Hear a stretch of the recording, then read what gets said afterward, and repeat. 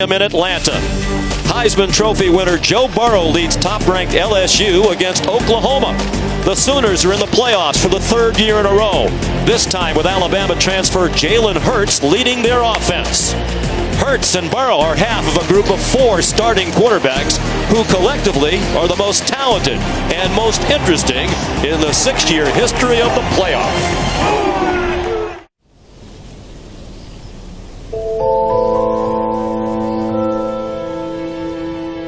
From the start, their potential was easy to see. Their future wasn't. Lofty dreams are reached. The Tigers reclaim their crown over solid ground. Through twists and turns, ups and downs, make a choice, then make a change. And that can make all the difference. The same passion, 4 paths to one place. Here, at the helm of teams that believe in them. with the quick strike. That are led by them. Buckeyes can do no wrong. This is a beatdown. Into a challenge earned through effort and will. And he will die for the answer. With the chance to climb the final hill of a long and hard-fought campaign. He's a one-man show. This is the game they pretended to play as kids. Today they play it for real as young men in the college football playoff.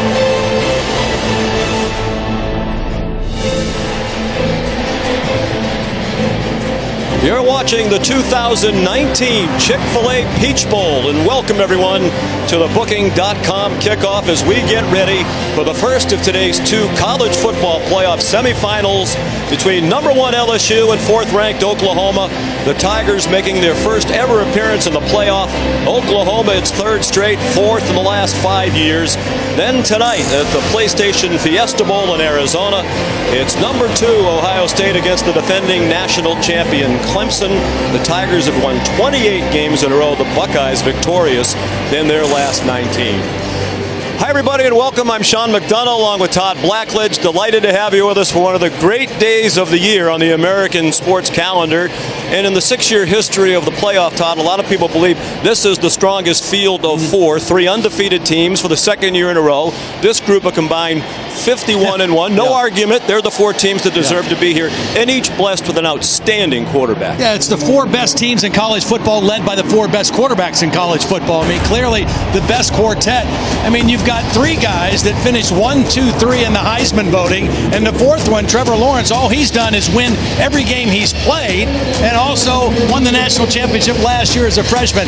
And it's a new era in college football because they are playing explosive offense. All 4 of these guys leading powerful offensive football teams. It's a hard story to believe. 3 of those quarterbacks, Burrow, Hurts, and Fields, transfers because they lost the job somewhere else, did not win the job. All they have done is lead their team to the playoff. All 3, as you said, were in New York for the Heisman Trophy ceremony. Burrow won it. Trevor Lawrence is probably going to be the number 1 draft pick in 2021. So let's focus on the matchup we have here and the 2 quarterbacks. In the case of Joe Burrow, he won the Heisman Trophy in a landslide, and deservedly so. He brings a lot to the table. Phenomenal season. He plays with such great toughness and composure. And when you play against Joe Burrow, you've got a real dilemma. As Georgia found out, a very good Georgia football team in the SEC championship. How do you choose to go at this guy? If you rush 3 and drop 8 and have a spy on him, he reads that, he'll just wait. He'll be patient. He'll move in the pocket until one of his talented wide receivers uncovers, in this case, Jamar Chase, in the back of the end zone for a touchdown. So maybe you try to pressure him. You bring a linebacker. He gets free, but Burrow sees it and the ball's out of his hands before any damage is done.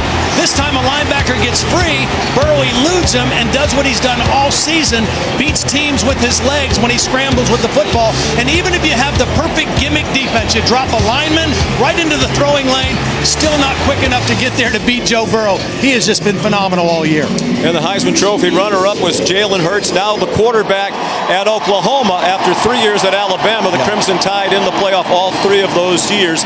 He's had a terrific adjustment to life in Norman, Oklahoma. Absolutely. You know, he got better as a quarterback every year of his career, and he's even better this year, particularly when it comes to throwing the football. He's just really blossomed under Lincoln Riley. He's only been here less than a year. Much more efficient throwing the football, particularly throwing the football down the field, but he's always got that threat as a runner. He's a guy who is a unique runner from the quarterback position because he's big, he's physical, has unique durability. He'll have to be a big factor in the run game tonight, but I also think for Oklahoma to win, he's going to have to make some tough throws against tight LSU coverage. The profile of Jalen brought to you by Booking.com. He's no stranger to Atlanta. As a matter of fact, he's had some of the biggest moments of his career in this building. The question about both of these teams during a lot of the year was on defense. LSU for a while supplanted by Ohio State as #1 in the CFP rankings because of questions about the defense. They feel they've answered that late in the year. Oklahoma light years better defensively than the last few years. New defensive coordinator Alex Grinch has made a huge difference. He's changed their mindset, their mentality. All their defensive numbers are much better, particularly pass defense, where they were last in the country last year. They've got to do a good job trying to take the ball away tonight against LSU. That's not been one of the best things they've done. Defenses are better, but these are the top 2 teams in the country in total yardage. We expect a shootout today in the Chick-fil-A Peach Bowl.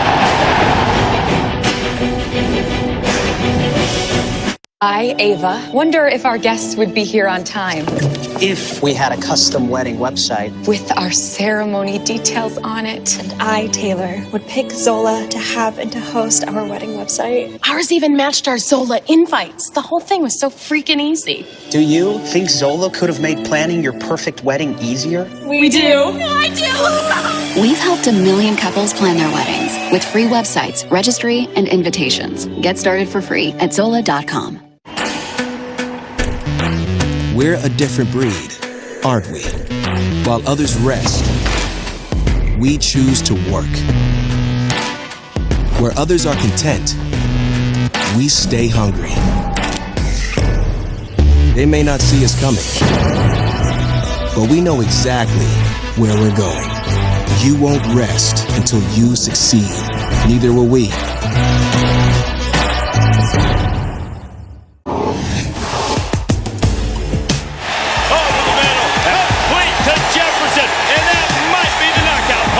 Burrow throwing. Gonna be grabbed by Chase. Touchdown!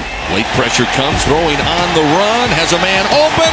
LSU pick up their first SEC title game since 2011. Champions of the Southeastern Conference in impressive fashion.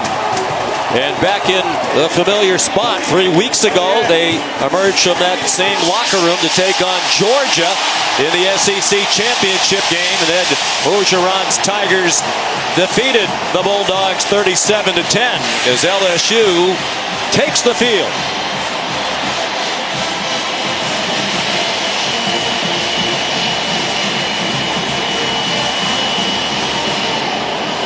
Oklahoma getting ready to take the field. Here's a look back at the Sooners season to date. Alabama's Jalen Hurts will become a graduate transfer quarterback at the University of Oklahoma. Hurts fakes the pitch and scores the touchdown. And a takeaway is going to seal a massive comeback victory for Oklahoma. And Oklahoma is the Big 12 champion again.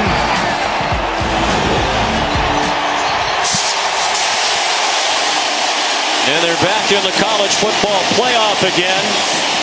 They have the advantage of experience in the playoff.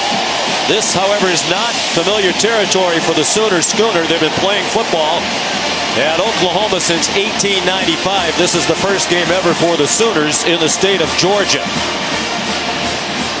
Trying to win their first game ever in the college football playoff. 0-3, trying to get past the semifinal round for the first time with a win today. And Todd, they are a big underdog, nearly a 2-touchdown underdog as we get ready for the coin toss. Yeah, you know, the thing is, their defense gives them a much better chance. For the last couple years, they've had an offense good enough to beat anybody in college football, but they just couldn't outscore everybody. Their defense is so significantly better this year, it gives them confidence to win their first semifinal game in the college football playoff. Captain's getting ready to come to the center of the field. Honorary captain for LSU, our friend and colleague from ESPN, Marcus Spears. And the honorary captain for Oklahoma is Trent Williams. Marcus Spears had a pick 6 the last time these teams played for a national championship. Pretty big moment for him. The referee from the Atlantic Coast Conference is Stuart Mullins.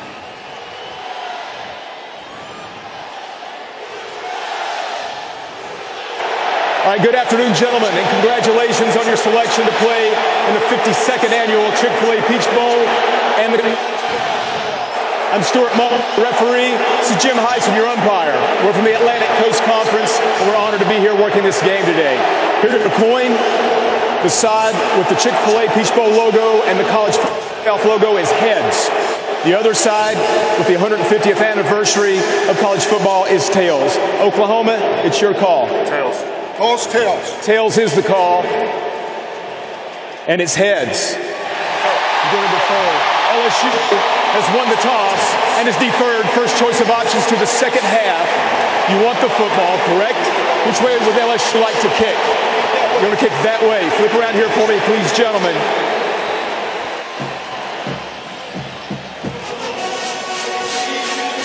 We have a reporter on each sideline. Let's start on the Oklahoma side. We welcome Laura Rutledge. Hello, Laura.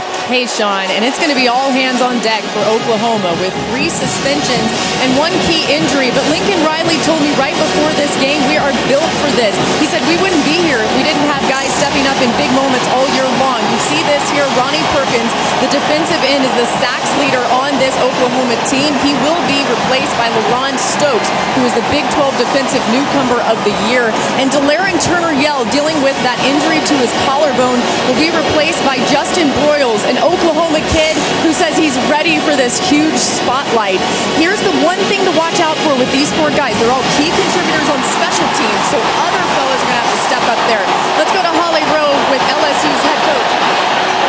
Well, Coach Orgeron, you're a defensive line coach at heart, so what does your defense have to do to contain Jalen Hurts' multiple weapons? We have to get penetration. We have to make plays in the backfield, set edges, and stay in our pass rush lanes.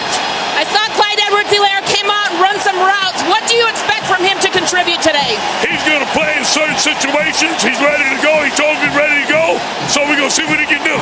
Thank you, sir. Go Tigers. Well, that's good news for LSU. Their outstanding running back, Clyde Edwards-Helaire, who practiced almost not at all over the last couple of weeks, will give it a try after warming up today. He can do it all out of the backfield for the LSU Tigers, who will kick off. Avery Atkins is the kickoff man. And back deep for OU, Trey Brown. Oklahoma not a good kickoff return team, averaging less than 17 yards per return. They're 116th in the country. And as usual, it's a touchback for Atkins. 84% of his kickoffs, touchbacks.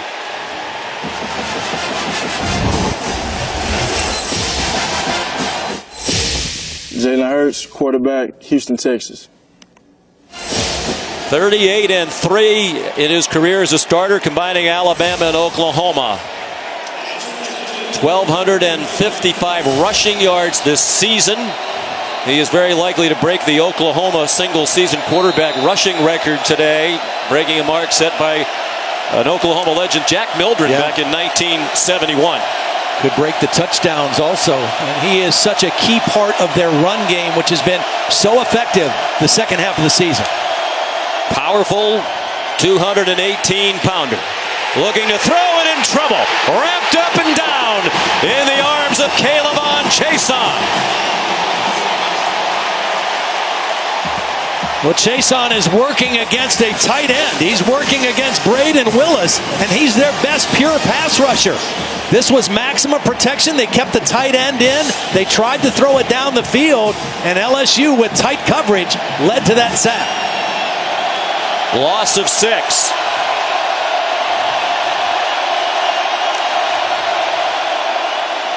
On the ground with Kennedy Brooks, and he's stacked up by a fired-up Tiger defense led by the best defensive back in the country, the Thorpe Award winner, safety Grant Delpit. Here's a look at today's Chick-fil-A impact players.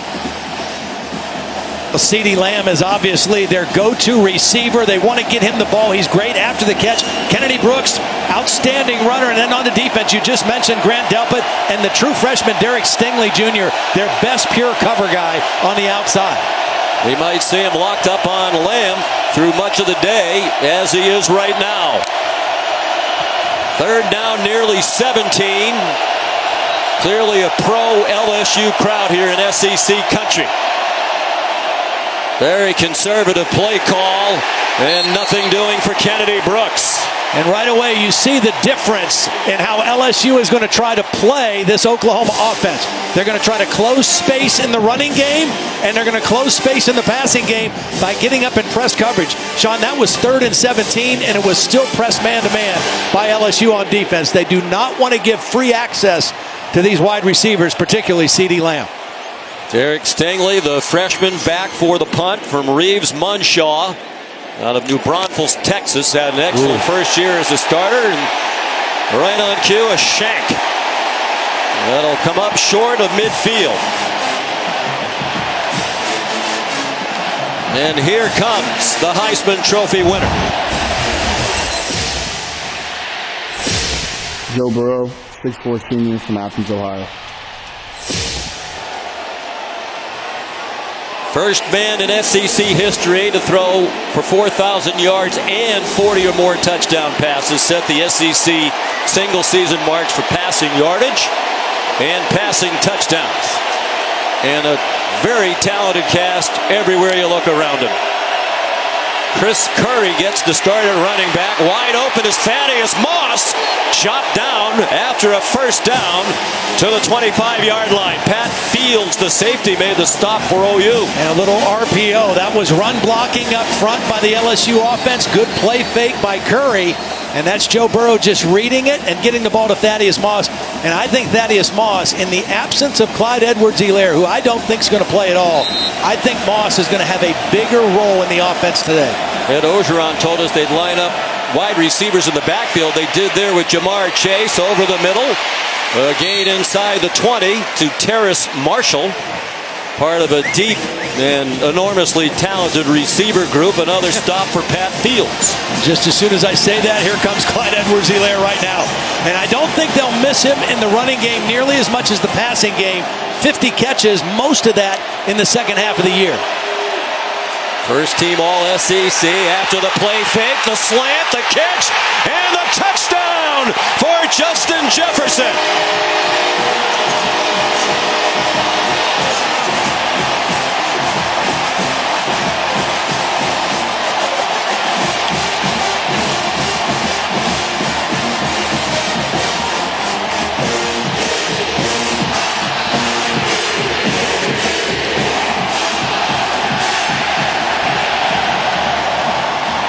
When they get in the red zone, they score, and they score touchdowns, and they did it again.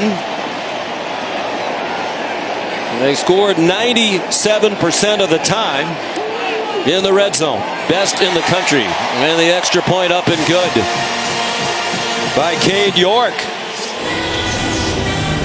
So a flawless start for LSU. A 3-and-out on defense. And after the short punt, the quick strike offense gets them ahead 7-0.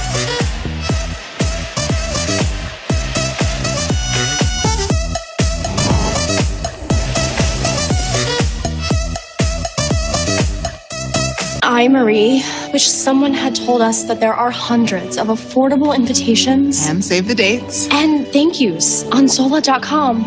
These scream hashtag Alex gets Maried. Get 50% off custom save the dates only at Zola.com. I, Eleanor. I, Eleanor. Regret registering at the same store my parents did 30 years ago. So regret that. Yeah. Free websites, registry, and invitations. Get started for free at Zola.com. Steven, are you okay? To Galen College of Nursing, thank you for turning a shy, nervous student into a confident, capable nurse. Thank you for never giving up on me, even when I was ready to give up on myself. And thank you for not taking it easy on me. I see now you weren't only preparing me to pass a test. You were preparing me for so much more. Great word. Steven, are you okay? To Galen College of Nursing, thank you for turning a shy, nervous student into a confident, capable nurse. Thank you for never giving up on me, even when I was ready to give up on myself. And thank you for not taking it easy on me. I see now you weren't only preparing me to pass a test. You were preparing me for so much more. Great word. LSU on the board first with the touchdown pass to Jefferson. He's just going to run a little slant here, but the key is this safety, Justin Broyles. This is the guy that was taking the place of the injured Delarian Turner-Yell. Burrow sees him come up on the fake to Clyde Edwards-Helaire. He throws it right behind him, and they get the touchdown. And again, Broyles was reading the fake. I don't know if Clyde Edwards-Helaire was just in there just to be a decoy. If he was, it worked perfectly because it drew the coverage up. There's Avery Atkins to kick off again. Another bomb. Down to the sideline, here's Holly. Well, guys, a tragic situation unfolding for the LSU football family today. Earlier today, we found out that a small aircraft departed from Lafayette, Louisiana, bound for this game. And aboard that flight, among 5 passengers that have died, was LSU offensive coordinator Steve Ensminger's daughter-in-law. Carly McCord was a 30-year-old sports reporter from New Orleans. She got on that flight early today. Her husband, Steve Jr., was already here for this game. Coach Ensminger is going to coach this game today, and Ed Orgeron had to be the one to tell him the news, guys. A very difficult day in Tiger family. Oh, wow. Unspeakably sad. Can only imagine what's going through his heart and mind right now. Full start. Number 2, offense. 5-yard penalty. First down. CeeDee Lamb guilty of the penalty. We found out the news a couple hours before kickoff, Todd. It was impossible for us to really focus on preparing for the game. Joe Brady alongside, they share the play calling duties, and it would be understandable today if Joe Brady handled more of the load, because I have to imagine Steve Ensminger's mind is elsewhere, understandably so. What a good man he is. Oh, such a good man. Kennedy Brooks shoved out of bounds by Kerry Vincent, and really in the happiest part of his life. Yes. He's an LSU man. Steve Ensminger was a fine quarterback in the late 70s, and he coached for 30 years. He said it was the honor of my life when Les Miles brought me back 30 years after I left LSU to be an assistant coach, made the offensive coordinator. This year welcomed Joe Brady, who is responsible largely for the passing attack that has set records. But they have been so deferential and respectful to each other. Our condolences and much more than that to the Ensminger family. Incomplete pass. The rough start continues for Jalen Hurts and the Sooners. Again, I made this point before the game, Sean. Oklahoma plays in the Big 12. There's not many teams, defensive backfield-wise, that feel they can match up with the receivers at Oklahoma. So there's a lot of off coverage in that league. LSU plays very little off coverage, and they really felt, Dave Aranda felt, they don't like contact, they don't like hands on them, but that's exactly what we're going to do.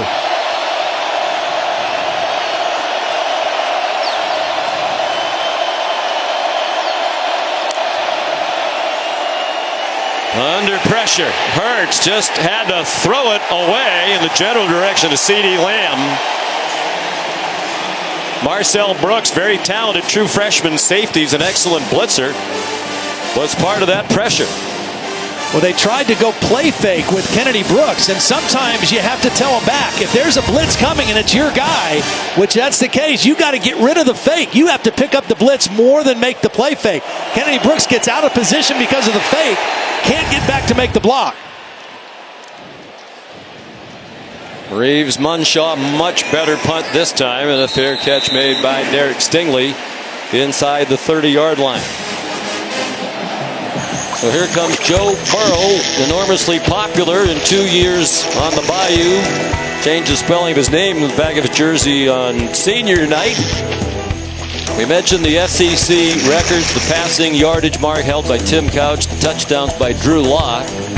Already reeled in a conference title, Conference Player of the Year, the Heisman Trophy, but aiming for a bigger fish, 2 wins away from the national title.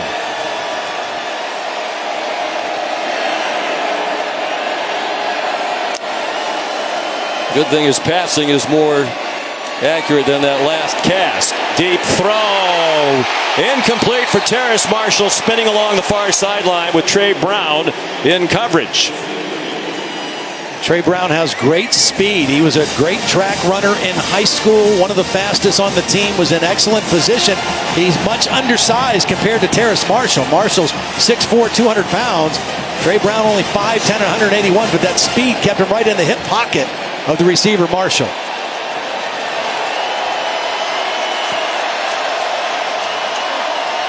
Again, Chris Curry is the first back we're seeing. He's a physical guy. He's a redshirt freshman, so he's a year older than the other 2 backups. And just 22 carries all year.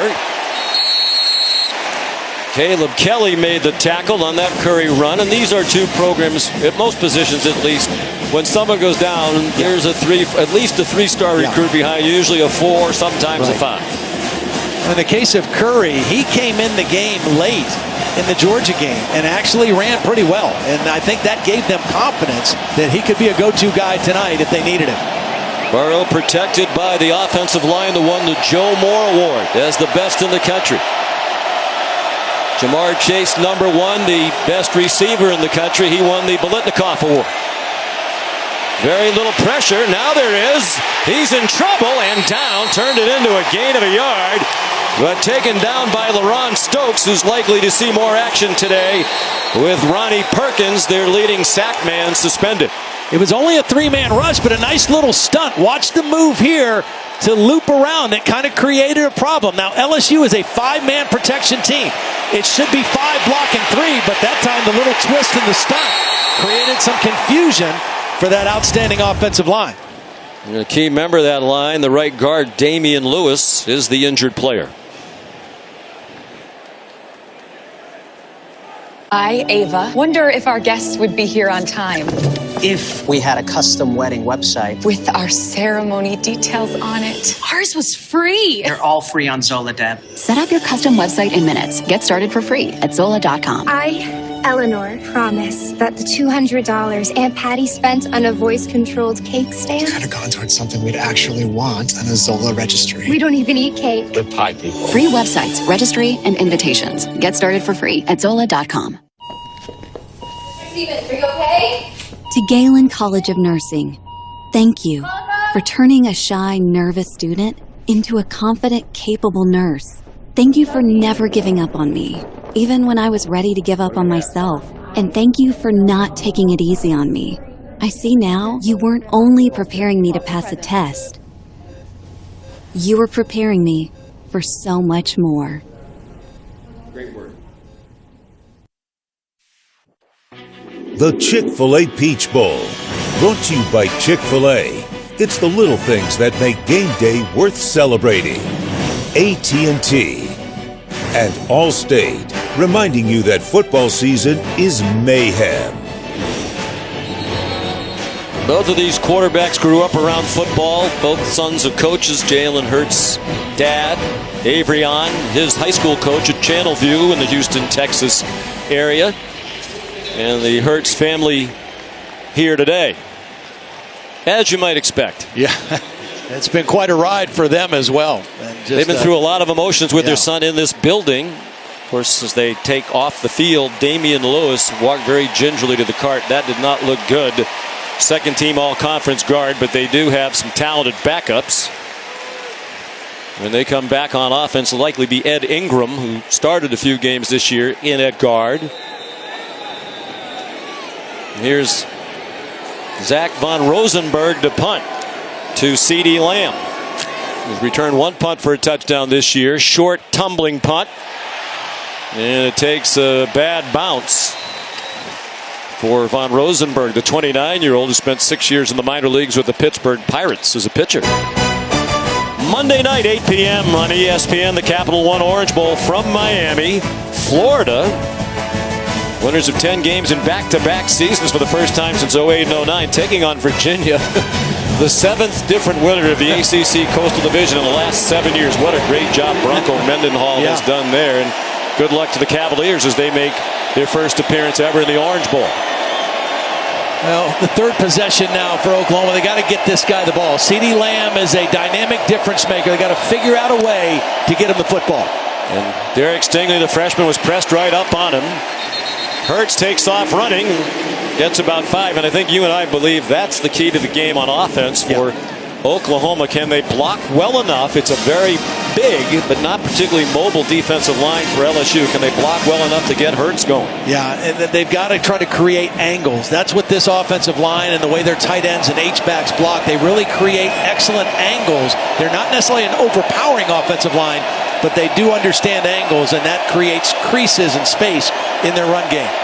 Their offensive line won the Joe Moore Award last year, but brought back only one starter, the center, Creed Humphrey, who's outstanding. The other 4 were all NFL draft picks. There's plenty of room for Hurts.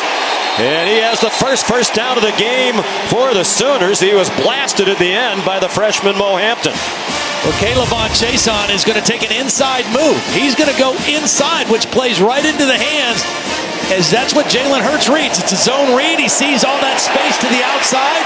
That's a defense that didn't have the edge properly defended. That's what Ed Orgeron told Holly before the game. They had to be good setting the edge, particularly against the quarterback run.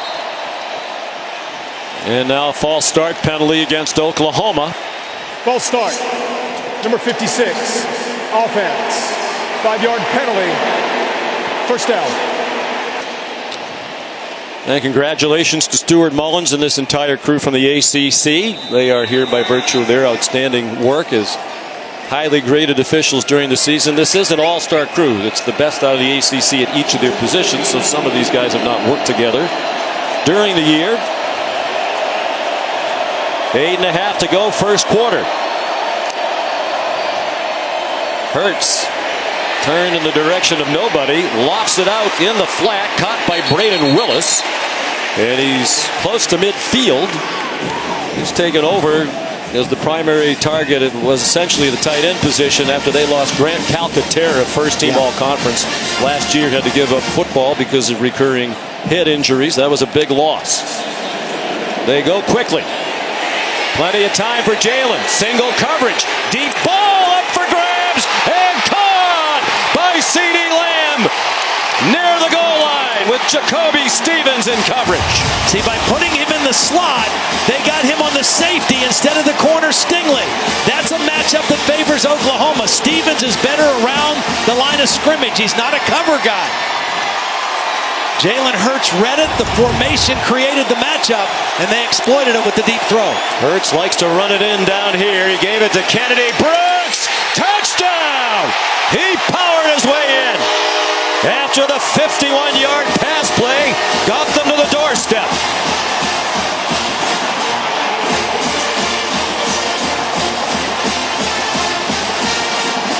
The bread and butter play of the Oklahoma offense is the counter play where they pull the backside guard in the tackle. Watch the back start that way and fold it back inside and power his way into the end zone. He starts by following it. There's penetration at the point of attack, and he wisely uses his vision to cut it backside to get the touchdown. Gabe Burkich, redshirt freshman, on to try to tie it. We waited till after he kicked it to say he still has not missed a kick all year. Field goals or extra points. Gabe, by the way, does not believe in the announcer jinx. CeeDee Lamb was a finalist for the Biletnikoff Award. He thought he was the best receiver in the country. Jamar Chase won it. Brooks did the rest. Midway through the first quarter.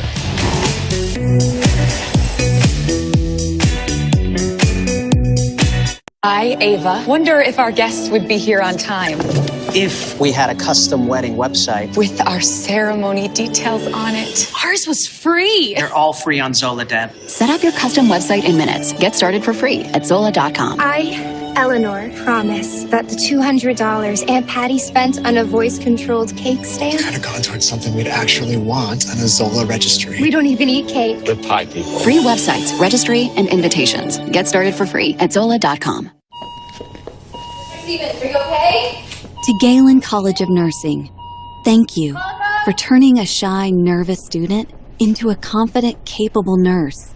Thank you for never giving up on me, even when I was ready to give up on myself. And thank you for not taking it easy on me. I see now you weren't only preparing me to pass a test, you were preparing me for so much more. Great word. Steven, are you okay? To Galen College of Nursing, thank you for turning a shy, nervous student into a confident, capable nurse. Thank you for never giving up on me, even when I was ready to give up on myself. And thank you for not taking it easy on me. I see now you weren't only preparing me to pass a test, you were preparing me for so much more. Great word.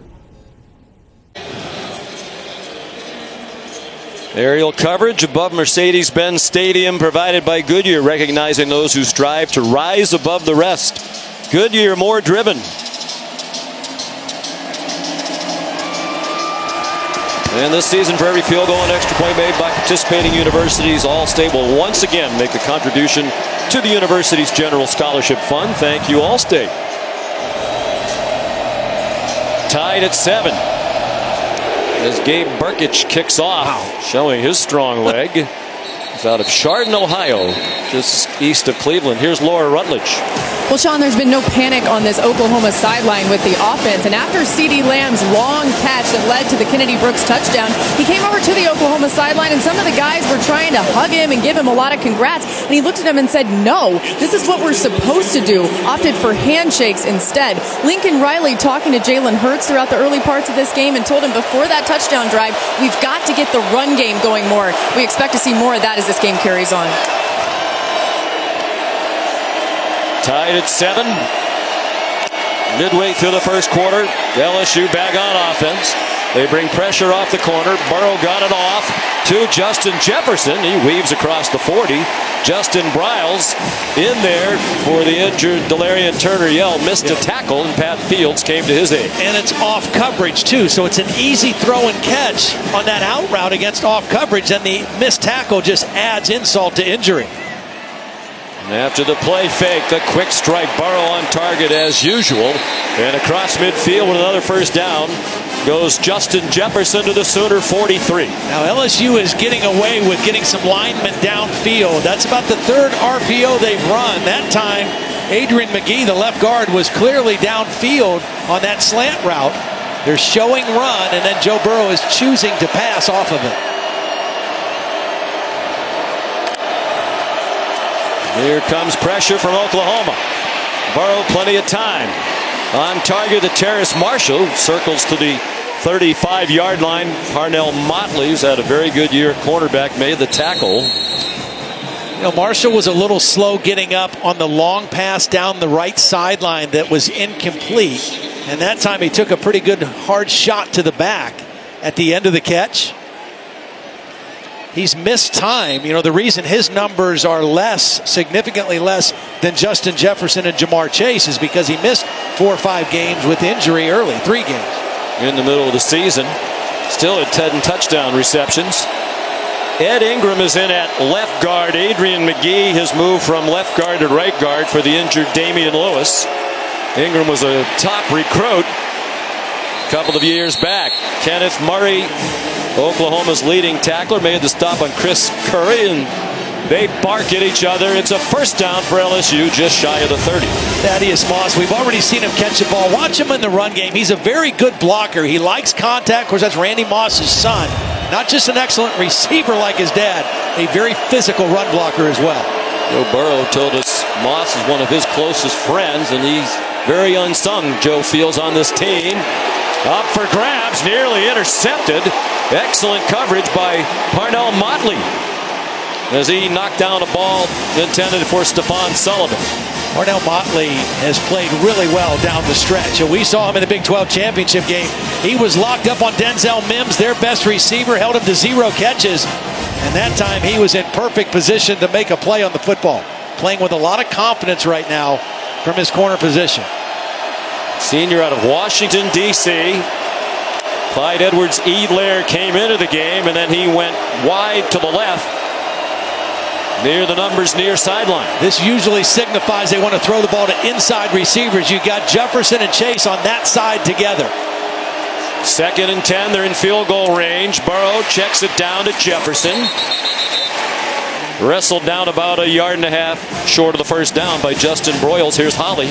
Terrace Marshall Jr. just went through a battery of tests on the sideline after that hit to his head. They did a bunch of index fingers to the nose, balance tests. He did pass all those tests and will return. All right, Holly, thank you. On the handoff, Edwards-Helaire gets the carry. Nothing wrong with the hamstring on that run. As usual, he bulls his way with a positive gain inside the 10-yard line. They're going to huddle up very quickly. Ed Ingram in there starting at left guard with a powerful block on that side. They get to the line in a blink of an eye, and it's Edwards-Helaire again. Neville Gallimore and LaRon Stokes made the tackle. There was some debate, including on the ESPN airwaves, about maybe they should just rest him. You know, they're 2-touchdown favorite. Yeah. Rest him for the national championship game. I thought that was a bunch of garbage myself. A hamstring is a tricky injury. If you tweak it, then you set yourself back. But obviously, he feels good. They've trained him. He just has not had any practice. But obviously, the treatment has worked, and he feels pretty good at this point because it did not show any signs on those 2 runs. Jamar Chase now lined up on the left hip of Burrow. He feels the rush so well and throws for a touchdown. Terrace Marshall, after the quick checkup when he hit his head, back on the field into the end zone. It's 13-7. The first look on a play like that is going to be to Jamar Chase. He's in the backfield. You want to try to get him isolated on a linebacker or a safety. They covered that. And you see how these receivers are able to adjust and move with Joe Burrow. As he moves in the pocket, they adjust their routes, and that's exactly what Marshall did for his 11th touchdown catch of the season. There's the 18-year-old freshman kicker, Cade York, with the 29-year-old holder, Zach Von Rosenberg, and the extra point is good. And LSU goes back on top. Joe Burrow, 8 out of 10. And 2 touchdowns.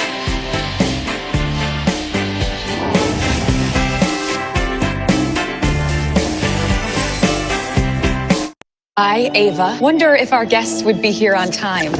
If we had a custom wedding website. With our ceremony details on it. Ours was free. They're all free on Zola, Deb. Set up your custom website in minutes. Get started for free at Zola.com.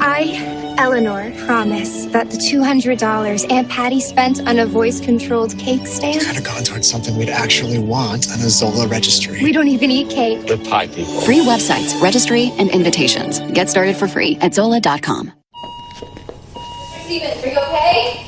To Galen College of Nursing, thank you for turning a shy, nervous student into a confident, capable nurse. Thank you for never giving up on me, even when I was ready to give up on myself. And thank you for not taking it easy on me. I see now you weren't only preparing me to pass a test. You were preparing me for so much more. Great word. College football playoff national championship weekend in New Orleans is going to be the place to be, whether your favorite team is in the game or not. Learn about all of the events and festivities for CFP's championship campus at www.collegefootballplayoff.com. Don't miss out on the biggest weekend in college football. It's Charleston Rambo back now for the kickoff from Avery Atkins. They had Trey Brown back there previously. It usually doesn't matter. This guy is a touchback machine. Low line drive. They want to cover the kick, and here comes Rambo. He has great speed. The squib kick looks like a mistake. Now it's the kicker, Atkins, the sophomore out of Auburn, Alabama, who had to run him down. Interesting decision there not to just drive it through the back of the end zone again. Here's today's Capital One rewarding performance. Well, that started with this power run by Clyde Edwards-Helaire. Ran over the new starting strong safety, Justin Broyles. Weren't sure how much he was going to play. Shows no signs of the injury. And then on the touchdown right here, watch the adjustment that is made by Terrace Marshall. When the quarterback scrambled, he deepened it to the end zone, got a little help from the official, and turned it into a touchdown, adjusting with his quarterback. Jalen Hurts pressured immediately and throws it away at the feet of CeeDee Lamb, the big middle of that defensive front. Tyler Shelvin at 6'3", 346. Put the pressure on. We talked to Dave Aranda yesterday, the defensive coordinator, Todd. He said all of our guys up front are nose guards. Yeah, they all look the same. They're all 300-pound guys. They play. They rotate 3 different guys in. They even have a set for this game because of the run game where they'll have 5 guys that look like that in at the same time in short yardage. Aranda said Shelvin's our best defensive lineman with athleticism and quickness, and he displayed that at almost 350 pounds. They fake a reverse.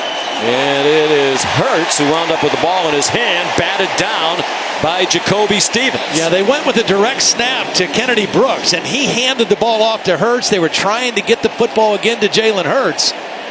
And good pressure defense. And right now, the plan that Dave Aranda wanted to try to do to squeeze space and take space away from this Oklahoma offense, for the most part, has worked. They did give up the long pass to CeeDee Lamb, but for the most part, they've been able to squeeze down on this Oklahoma offense. Hall of Famer Randy Moss here cheering on his son, the LSU tight end Thaddeus Moss, cheering on the defense right now, looking for a stop. And another 3 and out on 3rd down and 10. They tried to bring pressure. Hurts running out of time, just lofts it in the air, and they yank down the receiver. Stingley pulled down the receiver. There's still no flag on the near sideline. Jaden Hazelwood, the intended target. Marcel Brooks, part of a blitz. Yeah, he definitely grabbed him and altered his course. That very easily and should have been pass interference. Stingley knew he was beat, and he's just trying to catch up. But at the end, the contact wasn't the problem. The fact that he grabbed the arm and pulled him away from the play, that's what has Lincoln Riley rightfully upset. Well, that is just a total whiff by the officials, and a big whiff at that. Reeves Munshaw is the punter. Stingley, who just got away with one, lets the ball roll out. And it'll be down at the 14-yard line. Let's bring in Matt Austin, who retired after a distinguished officiating career when he worked in the semifinal in the Cotton Bowl last year. Matt, I think we're going to give you an easy one on your first chance today, but what say you about this play? Well, thanks, Sean. I agree wholeheartedly with Todd. He was beat. He saw he was going down, thought he was going to get a completed pass there, just grabbed the bicep and pulled him to the ground. So definitely should have been a foul. There's 3 officials out there looking at it. The flag probably should have come from the middle of the field. The official on the sideline probably had a tough view, but should have been a foul. It was the side judge, George Leotis, because he was nearest getting the earful from Lincoln Riley. Burrow looked deep, checked it down to Chris Curry, and he gets about 10. Looks like they'll mark him with about 9, and they average 9.5 yards on first down for the year. Almost every first down yields another first down. Yeah, and that's their 9th first down play and their 8th pass, which is also a big difference from what LSU ever was in football. Chris Curry got rocked by K9. Kenneth Murray, the best player on that Oklahoma defense. First team all Big 12 this season.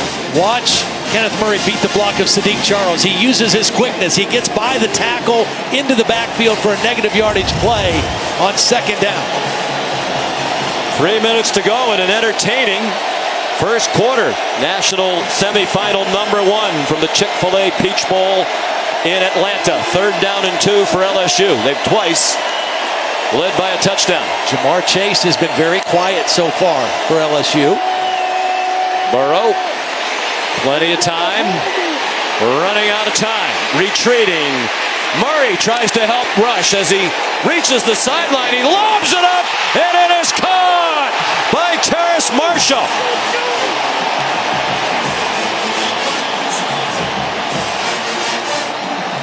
My only question was Terrace Marshall out of bounds. He was out of bounds, I think, and was not forced out. I guess you could say maybe, but then he comes back in and makes a catch. Trey Brown was in coverage.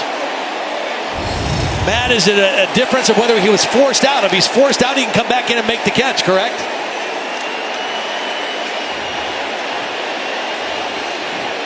Yeah, Todd, you're exactly correct.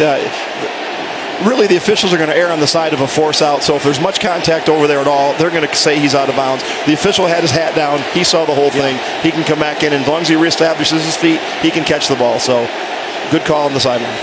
Kenneth Murray limps off. That would be a disaster for Oklahoma. He joined the rush late.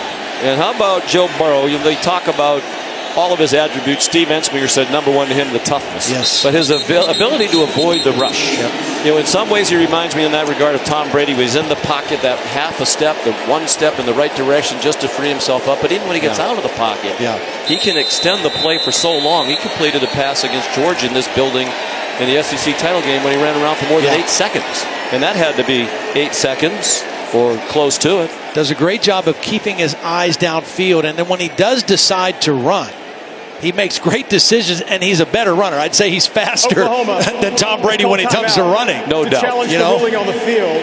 He has hurt a lot of teams this year with his running ability. Steve Ensminger told us, I like when he gets hit because it kind of gets him more engaged in the game if that's possible. A lot of the LSU folks pointed to the hit he took back in the Fiesta Bowl last year against Central Florida. He threw a pick six, and he got lit up on the interception return by UCF for a touchdown, and his teammates were so impressed with the way he got up off the mat, led them from 14-3 down after this pick six to win the game. Watch the hit he takes from Joey Connors, who then stands over him. I don't even want to justify that with a description. I remember reading about that and him saying it really hurt, but I couldn't lay there. I had to get up. You know, my team needed me to get up, but it really hurt when it happened. He didn't miss a snap. His parents, Robin and Jimmy, undoubtedly were concerned. Wound up throwing for 394 yards and 4 touchdowns. Yesterday, I talked to Zach Von Rosenberg, the punter for LSU, and I said, what was the highlight of the year so far? He said, watching Joe go from Joe to Super Joe. And I said, when did that happen? He said, in the Fiesta Bowl last year. And that's really when he won his teammates over. There's Von Rosenberg. Joe Burrow told us yesterday, last year, when they opened the season against Miami in Arlington, Texas, he didn't know the names of several of his teammates because he had just arrived in the summer as a transfer from Ohio State. Had to graduate before he could go. And that's, you know, we talk about, okay, what caused the change? The addition of Joe Brady to the coaching staff, huge. I mean, what he brought from the New Orleans Saints, the 5-man protection, releasing 5 guys out, the emergence of the wide receivers and development. The receiver was forced out of bounds, reestablished inbounds, and was the first to touch the pass. First and 10. But also, I think a big part of his development is having that full off season, that spring and summer with his wide receivers, and he was getting them to go run routes for him. He was learning them. He was understanding them. That made as much of a difference as anything in their offensive taking off this year. And Joe told us yesterday he thinks that's the biggest reason for the improvement in his own play and their offense. Collectively, he said obviously Joe Brady and the spread offense was a big part. He said, but I think we would have been much better just by the benefit of the 8 months together in an off season. He wasn't there for spring practice last year, still led them to a 10-3 season, including that victory in the Fiesta Bowl. Through the hole, Chris Curry, and he bounces off a hit for a few more yards. Down to the 35-yard line of Oklahoma, run up 19 for Chris Curry. Really good job by the left guard in the center. Watch him turn the nose guard in there. The left tackle, Sadiq Charles, with a nice block. And that's what they like about Curry. He doesn't mess around in the hole. He is a north-south runner, runs with power. And he's giving him a little bit of a spark here running the football. 1 yard shy of his longest run of the season. Well, ideally, they'd like to get a big lead. Every team likes to get a big lead, but in their case, it would give them a chance perhaps to rest Edwards-Helaire. You got Brian Mead in here right now, too, in place of Kenneth Murray. And a big drop off there. Burrow avoids the rush. On target again. Justin Jefferson. The ball wound up out of bounds. He didn't catch it. Yep. Did not complete a football move after the catch. It was a good throw. He had it, but as he started to turn upfield, just didn't secure the football. It's close, though. Yep, but wobbling around really the whole time as he took a look at Justin Broyles, who was approaching. He was wanting to stiff arm, it looked like, and he with his right hand, and he didn't secure the football with his left arm to make the catch. Well, that goes as an incomplete pass for Burrow, now 10 out of 13, as he tries to set the single-season completion percentage mark. Came into the game at 77.9. That would be the record. Throwing deep, has him in! Another touchdown! Jefferson hangs on this time for 6 points.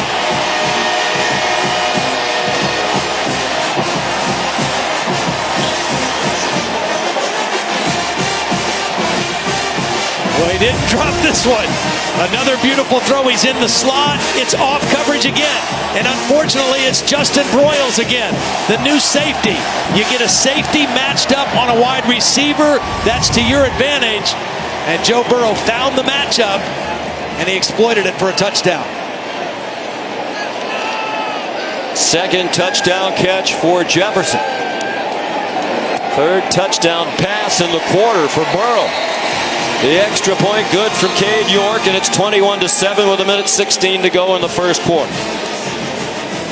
51 touchdown passes this year for Joe Burrow, who, when the season began, according to our friend and colleague Todd McShay, might have been a last day draft pick. Fourth, fifth, sixth round, perhaps at best. And now most people believe he's going to be the #1 pick. I know our director, Scott Johnson, a Cincinnati Bengal fan, hopes he's a Cincinnati Bengal. Well, he's just been so good knowing exactly where to go with the football. He doesn't take a lot of hits. He doesn't put the ball in harm's way. He's accurate. Alex Grinch says, I don't even know who to compare him to because he doesn't miss any throws. I mean, he's at almost 80% completion for the year, which is staggering. And he's not throwing dink and dunk stuff. He's throwing the football down the field for big plays at a high rate of efficiency. They're still working on Kenneth Murray on the sideline. Playing without Ronnie Perkins, their leading sack man. Without starting safety Larian Turner-Yell. That's in addition to injuries that they had earlier in the year. Alex Grinch said, we cannot afford any more injuries on defense, and that one would be to their best player if he can't return. Another touchback off the foot of Avery Atkins. They got away from the squib kick, wisely so. Here's Laura Rutledge. Well, Sean, as you mentioned, Kenneth Murray is still being worked on by Oklahoma athletic trainers on this sideline. He's tried to get up and run and jog, tried to jump a little bit over here, but every time the noticeable limp when he tries to walk or run or do anything, they're massaging that right hamstring, and that's what they've been working on. He's just now gotten on the bike. We'll keep you posted. He's trying very hard to get back in this game.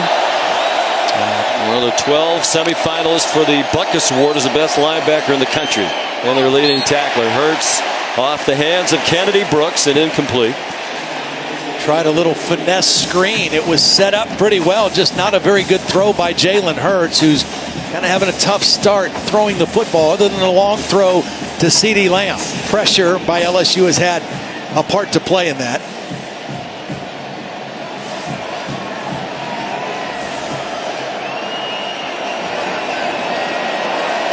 72 yards for Oklahoma, 51 of them on the one long pass play to CeeDee Lamb to set up their touchdown. Hurts pulls it down. Great maneuverability, and he's a yard short of the first down. Good tackle by Neil Farrell to force third down. That was a quarterback draw all the way, and really LSU was in pretty good position, but it's a mismatch. Those big dudes trying to move laterally to stop a guy like Jalen Hurts. He can make the first guy miss pretty effectively. He's 2 for 8 passing for 54. He's carried 4 times for 19 yards. One of the best teams in the country on third down this season hasn't moved the chains on third down today. Hurts again. Delivers a stiff arm, turn the corner. Out of bounds, chased out by Jacob Phillips, and Lincoln Riley wants a flag for a late hit as it looked like the tackle extended for a while across the boundary. Does a nice job of getting outside Jacoby Stevens. Pretty good block by the tight end. Jay Braden Willis, he gets outside, and there's what Lincoln Riley wanted, the tackle clearly outside the white. Again, Jalen Hurts now has carried the football 5 times. I think he's got to be up in that 20 to 25 range in this football game for them to be in position to win. Part of that is controlling the football and keeping LSU's offense off the field.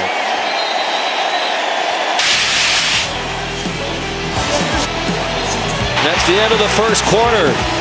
LSU leading 21-7, the most first quarter points allowed by Oklahoma this season. You're watching the 2019 Chick-fil-A Peach Bowl.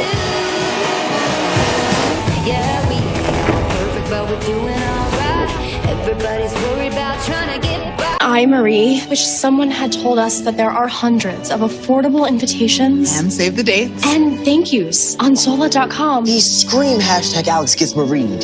Get 50% off Save the Dates only at Zola.com. I, Ava, wonder if our guests would be here on time. If we had a custom wedding website. Ours even matched our Zola invites. The whole thing was so freaking easy.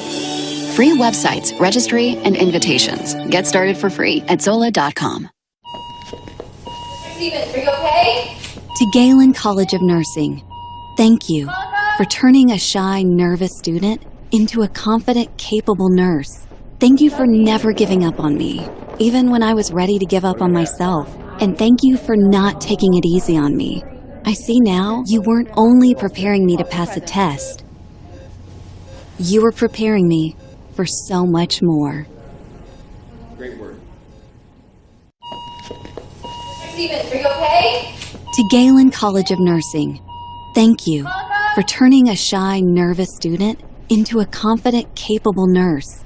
Thank you for never giving up on me, even when I was ready to give up on myself. And thank you for not taking it easy on me. I see now you weren't only preparing me to pass a test. You were preparing me for so much more. Great word. Want to stay up to date? Hey Siri, when's the national championship game?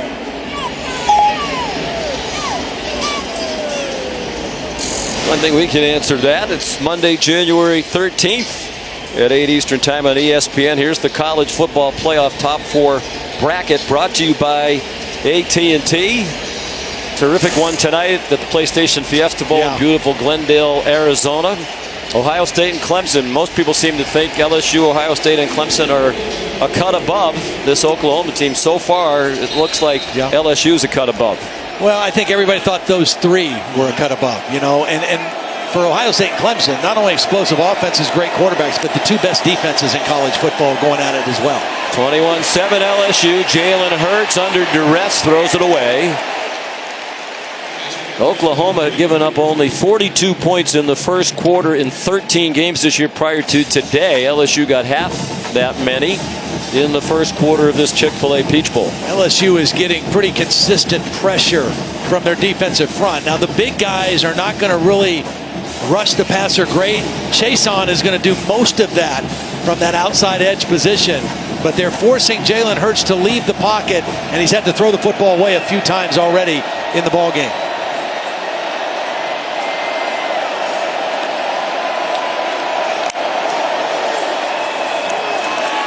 Tandy Brooks avoids a couple of tackles and is tackled by Calevon Chason. Christian Fulton, the corner, had a chance to drop him for a loss and missed. Lincoln Riley is the play caller, the head coach, one of the great offensive minds in football. He said the play along the offensive line would be the key today. Another deep ball, and C.D. Lamb couldn't run under that one, with Kerry Vincent, who's a member of the LSU track team as a sprinter, running step for step with him. But he is a safety. He's had cornerback experience, so they got the matchup they wanted again in terms of their best receiver in the slot against the safety. That ball was thrown a little bit too far outside by Jalen Hurts to make the play. So here's Reeves Munshaw. In the words of Coach Riley, he's had a phenomenal year. This is a beauty. Didn't get a good bounce into the end zone. It goes. But when you have a season as LSU has had, you filled the trophy case. Ed Orgeron, National Coach of the Year. Joe Brady won the Broyles Award, passing game coordinator. Top assistant coach, Joe Burrow. Too numerous to mention, just a smattering of his awards on that graphic, most notably the Heisman Trophy. Jamar Chase won the Bolitnikoff Award, Grant Delpit the Thorpe Award, and the offensive line won the Joe Moore Award as the best of the country. Joe Burrow in that picture, he said, I consider myself an honorary offensive lineman, and that was the award that meant the most to Burrow. Swings it out for Chris Curry, who is still turning as the ball arrived. It's incomplete. Well, good news for Oklahoma. Kenneth Murray back on the field. He's such a key part of their defense. Makes so many plays, makes calls, plays with great speed and tenacity. It's good for them to have him back on the field. And I think that little misfire right there, you see the difference between not having Clyde Edwards-Helaire coming out of the backfield for Joe Burrow. For sure. That felt like one that would have been a completion if it was Clyde.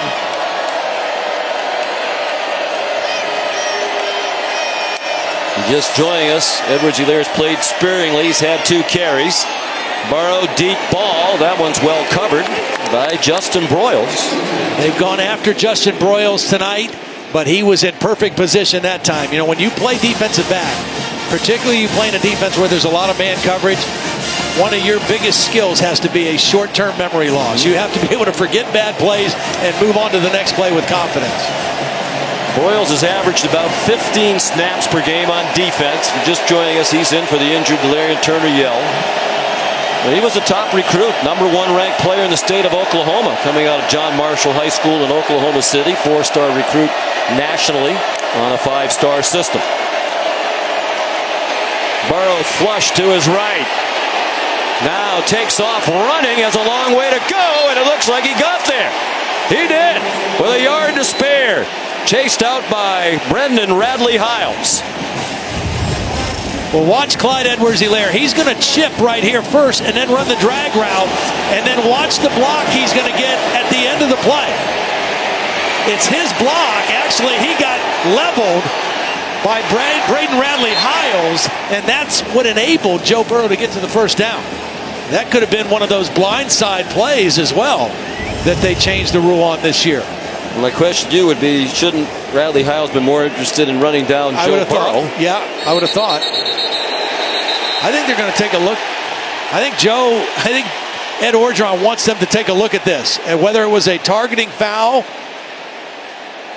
it was clearly a shot at Clyde Edwards-Helaire and not to make a play on the football.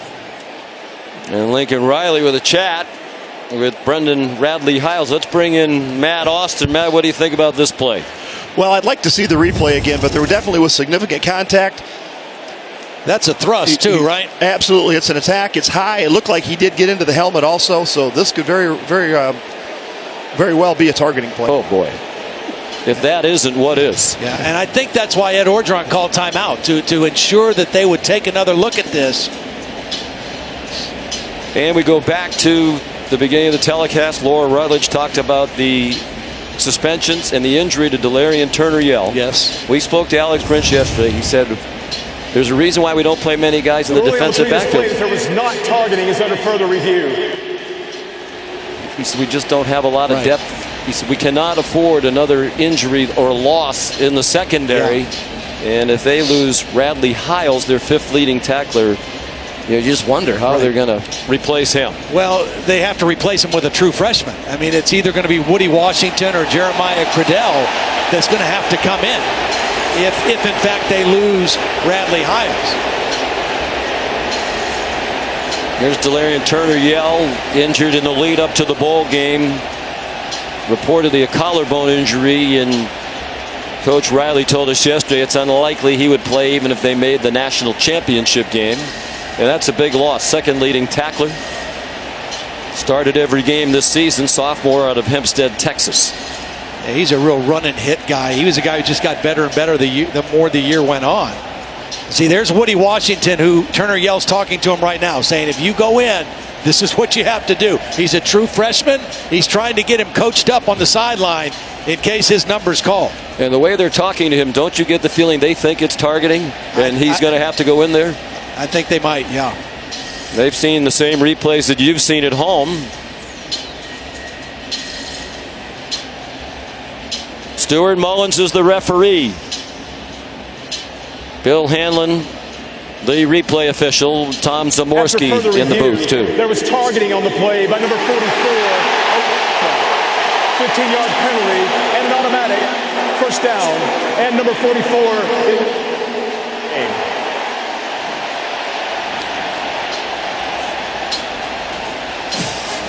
Well, it's so unfortunate that he's going to have to leave the game, but it's the right call. I mean, that was clearly a cheap shot. It was a launch. It was high. It was the right call, and it's a huge loss for Oklahoma. No, it's really dumb, too. I mean, how you think in this day and age of football you're going to get away with that? Well, and the worst part, it's not even a receiver going to catch the ball. I mean, it's completely away from where the football was. It's everything that they're trying to get out of football. So 1st and 10 at the 46. Burrow showing that running ability again. Wisely dives down after a 12-yard gain to the Oklahoma 42 and a first down. This is one of the things that he's done exceptionally well this year is run the football. He makes good decisions when to run. In fact, nearly 50% of the times he does run, the result is that, a first down. He knows when to run, and he doesn't mess around. He goes north and south and gets the yardage he needs. 47% of the time that he runs, he gets a first down. That's the highest percentage first downs gained via the run in the country at any position. Short throw almost intercepted by Trey Brown, who stepped in front of Thaddeus Moss. That might have been a pick six. And that was the kind of play that Oklahoma desperately needed. Only 11 takeaways on the season. This one was a chance not only to be a pick, but to be a pick six for Trey Brown and a new football game if that would have happened. Alex Grinch, when we mentioned the 11 takeaways, said it makes me want to be physically ill. We'll clean it up for a family audience at dinner time in a lot of the country. Yeah, he just said they had so many dropped interceptions, balls that they've had their hands on that they couldn't come down with. Burrow dodges the rush, going for Jefferson again. It's another touchdown. And he beat Woody Washington, newly into the game for the ejected Radley Hiles. Well, Woody Washington, I mean, he was beat right away. He got flat-footed in coverage. Watch Woody Washington just get flat-footed right there. And as soon as that happened, Jefferson ran right by him. And Joe Burrow, I mean, he's got that killer instinct. He's going to find the matchup. He's going to find the new guy, and he's going to exploit it. And he did again for a touchdown. Woody Washington, his first pass coverage play of the ball game, and he's exploited for a touchdown. Highly recruited was Washington, 4 stars out of Murfreesboro, Tennessee. But in for a tough spot there. Had just 6 tackles all year. Has not played a lot. Cade York hooks it just inside the left upright. What a half for Justin Jefferson. Been targeted 8 times. He has 6 catches for 136 yards and now 3 touchdowns. Burrow's thrown 4, number 1 up by 21.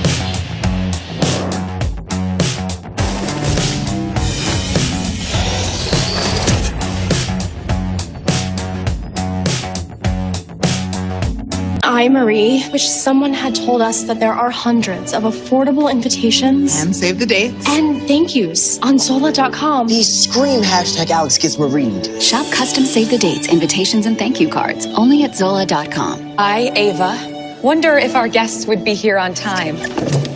If we had a custom wedding website.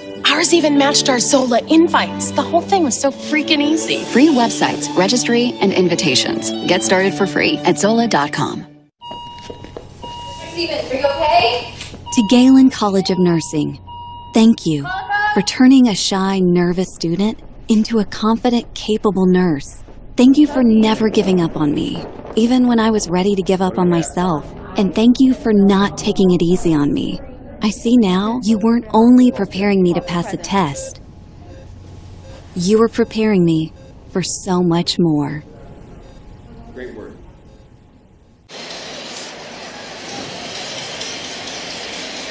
Aerial coverage brought to you by Goodyear. Rise above.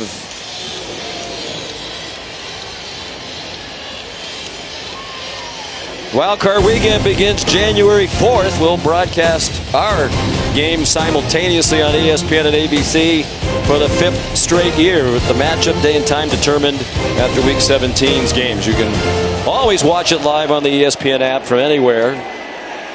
Record-setting first half for the LSU Tigers, leading Oklahoma 28-7. 4 touchdown passes already for Joe Burrow. And what he's doing is he's finding and exploiting the matchups of his best receivers on safeties. This was the first touchdown to Justin Jefferson. Jefferson has 6 catches for 136 yards. Just about every catch has been in a matchup that favors him against the safety. This time Justin Broyles, the new starting strong safety. And then that last touchdown against the freshman Woody Washington. First time in the game, they went right at him, and they're exploiting the matchups, and that's good coaching, good play calling, and good quarterbacking. It's already tied the single-game playoff record with 4 touchdown passes, some trickery. They need a big play, and instead it's intercepted. Picked off by Kerry Vincent, intended for Nick Basquin.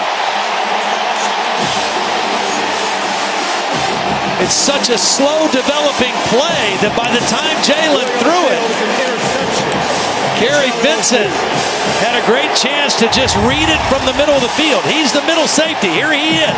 Watch him drop into the middle of the field and just read this play develop. They try to sneak Basquin down the sideline. The ball's in the air a while, and Kerry Vincent makes a beautiful play on the football. His 4th interception of the season, no question. He possessed it. He was in bounds, and it's a takeaway. That now for LSU's defense, their 17th interception of the season. This is Jalen Hurts' 7th career game in the playoff. That's the first interception he has thrown. Of course, the other 6 were with Alabama. Burrow on target to Thaddeus Moss. A gain of 11 and a first down to the Oklahoma 44. And again, Thaddeus Moss that time working on Woody Washington. And right now, this is NFL play calling. Find the matchups that favor you and exploit it. Chris Curry turns the corner, out of bounds. LSU right now, they smell blood in the water. They're trying to put this thing away as quickly as they can. Their defense feels fairly comfortable that they are not going to get beat by Jalen Hurts throwing the ball 40 times. Number 81, offense, 15-yard penalty, first down. That's a costly penalty that works in the favor of Oklahoma's defense because they were reeling a little bit, and this one sets them back. Against Thaddeus Moss. Well, there's 11:41 to go in the first half, and certainly Oklahoma is on the ropes right now. Very emotional day for Ed Orgeron and the LSU Tigers. If you joined us late, the LSU program rocked by the news that earlier this morning the daughter-in-law of the offensive coordinator Steve Ensminger was among 5 people killed in a plane crash near Lafayette, Louisiana. Good catch by Jefferson back across midfield. Carly McCord, well-known and well-liked sports reporter in the state of Louisiana, was married to Steve Ensminger Jr. and she died this morning in the plane crash on her way here to come to the game. Steve Ensminger found out before the game, decided to coach. But you know, as Ed Orgeron told Holly Rowe before the game, he and his family are completely devastated, as is everybody else who has had anything to do with the Ensmingers. If you're just a human being, your heart aches for these people. And as we said earlier, he's a wonderful man. And there's so much motivation in this game already, Todd. But I have a feeling there was no way they were going to go out there and lose this game in their minds. Well, and for him, you can't even imagine what's going through his mind. But at least for 3 hours, he can focus on this. And he'll have a lot to deal with, obviously, in the coming days and hours. But for right now, he can try to focus on his football team. Joe Burrow, there's a flag down as he goes down, and just a little bit short of the first down at the 35-yard line. I think we're getting illegal hands to the face on Adrian McGee. He just pushed the helmet right off. Personal foul. Illegal use of hands to the face. Number 73. Offense. 15-yard penalty. 3rd down. LSU trying to be very physical at the point of attack, and this is just an error on the part of Adrian McGee.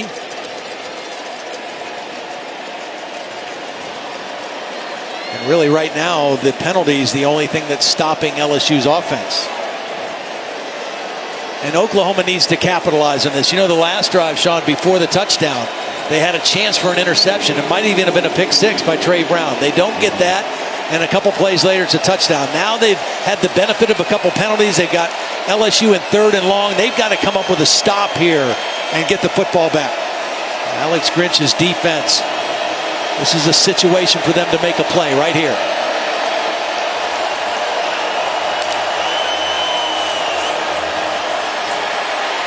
Burrow stepped up into the pocket, on target again. Here's Jamar Chase, tripped up but with a first down at the 30-yard line.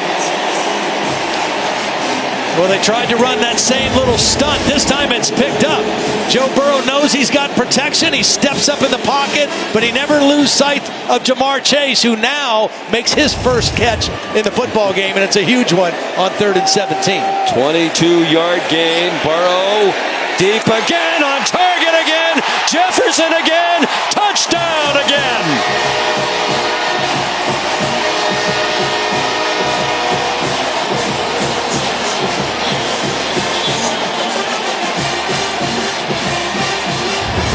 Unbelievable.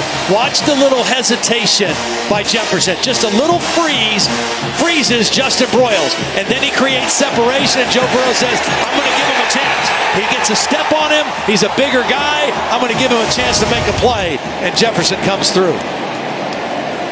He has scored 4 touchdowns in the half. That is the most touchdowns scored by any player in a Peach Bowl game.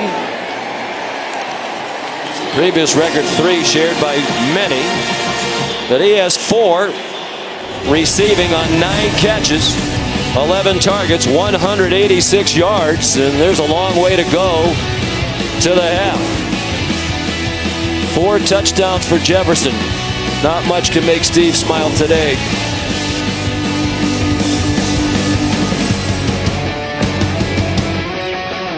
I, Marie, wish someone had told us that there are hundreds of affordable invitations And save the dates. and thank yous on Zola.com. These scream hashtag Alex gets marined. Get 50% off Save the Dates only at Zola.com. I, Ava, wonder if our guests would be here on time. If we had a custom wedding website. Ours even matched our Zola invites. The whole thing was so freaking easy. Free websites, registry, and invitations. Get started for free at Zola.com. Steven, are you okay? To Galen College of Nursing, thank you for turning a shy, nervous student into a confident, capable nurse. Thank you for never giving up on me, even when I was ready to give up on myself. And thank you for not taking it easy on me. I see now you weren't only preparing me to pass a test. You were preparing me for so much more. Great word. Steven, are you okay? To Galen College of Nursing, thank you for turning a shy, nervous student into a confident, capable nurse. Thank you for never giving up on me, even when I was ready to give up on myself. And thank you for not taking it easy on me. I see now you weren't only preparing me to pass a test. You were preparing me for so much more. Great word. The Chick-fil-A Peach Bowl, brought to you by Cheez-It, official sponsor of the College Football Playoff, and the first ever Mazda CX-30. Feel alive. Joe Burrow, 3 years at Ohio State, 1 redshirt year, 2 as a backup. Never started a game there, transferred to LSU. In his second season as their starter, he has had one of the most remarkable seasons in college football history, and it keeps getting even more remarkable. He's already set the Peach Bowl record for touchdown passes in a game. We have 9:17 to go in the first half. The previous was 4 by Jeff Blake of East Carolina, Johnny Manziel of Texas A&M. Justin Jefferson has not only set the Peach Bowl record, but nobody has ever caught 5 touchdown passes in any bowl game. He has 4 already. There have been 5 others who have caught 4 touchdown passes in any bowl game. Avery Atkins the touchback, and here's Laura Rutledge. Well, Sean, as you might imagine, this Oklahoma defense on their heels in the Oklahoma sideline. And at this point, Alex Grinch, the defensive coordinator, who is down here on the field, just trying to encourage them, especially Justin Broyles, who's been beat a few times, as well as Woody Washington, who was just forced into action and was beat immediately when he got out there on the field. Just trying to keep their heads up. And Todd, we've seen Neville Gallimore down here trying to rally the troops. Either way, it's so difficult for these guys to just figure out what they're going to do next, trying to maintain confidence in a game like this. Yeah, it's hard. They don't have any answers right now, and nobody's had answers for LSU's offense all year. And Jalen Hurts stuffed after a 2-yard gain. I think LSU's defensive game plan has been executed perfectly so far. Closing space. They really are big and physical up front. They're able to clog up the running lanes, and they've given up the one play, but other than that, they just haven't. Look at the Oklahoma defense. It's just kind of been, they have not had any answers for Joe Burrow in the passing game. And this is without Clyde Edwards-Helaire really being a factor. Big rush by Chason, and he takes Hurts down back inside the 25. Good coverage downfield and a mismatch. Chason working on R.J. Proctor, the left tackle. And he's just too quick. Right here at the bottom of the screen, he uses his quickness. He throws him off. Inside rush. Second sack of the ball game for Calebon. Ed Orgeron very excited about that matchup. He doesn't think any of these tackles or tight ends for Oklahoma can block his best pass rusher in Calebon Chason. Timeout LSU. LSU. With Oklahoma looking at 3rd down and 13. 8:04 to go in the half. 35-7 Tigers. Hi, Alex. Wonder if our invitations were really us. Or if our guests would be here on time. If we had a custom wedding website. With our ceremony details on it. And I promise that the $200 Aunt Patty spent on a voice-controlled cake stand. Could have gone towards something we'd actually want on a Zola registry. We don't even eat cake. We're pie people. We've helped 1 million couples plan their weddings with free websites, registry, and invitations. Get started for free at Zola.com. Steven, are you okay? To Galen College of Nursing, thank you for turning a shy, nervous student into a confident, capable nurse. Thank you for never giving up on me, even when I was ready to give up on myself. And thank you for not taking it easy on me. I see now you weren't only preparing me to pass a test. You were preparing me for so much more. Great word. Steven, are you okay? To Galen College of Nursing, thank you for turning a shy, nervous student into a confident, capable nurse.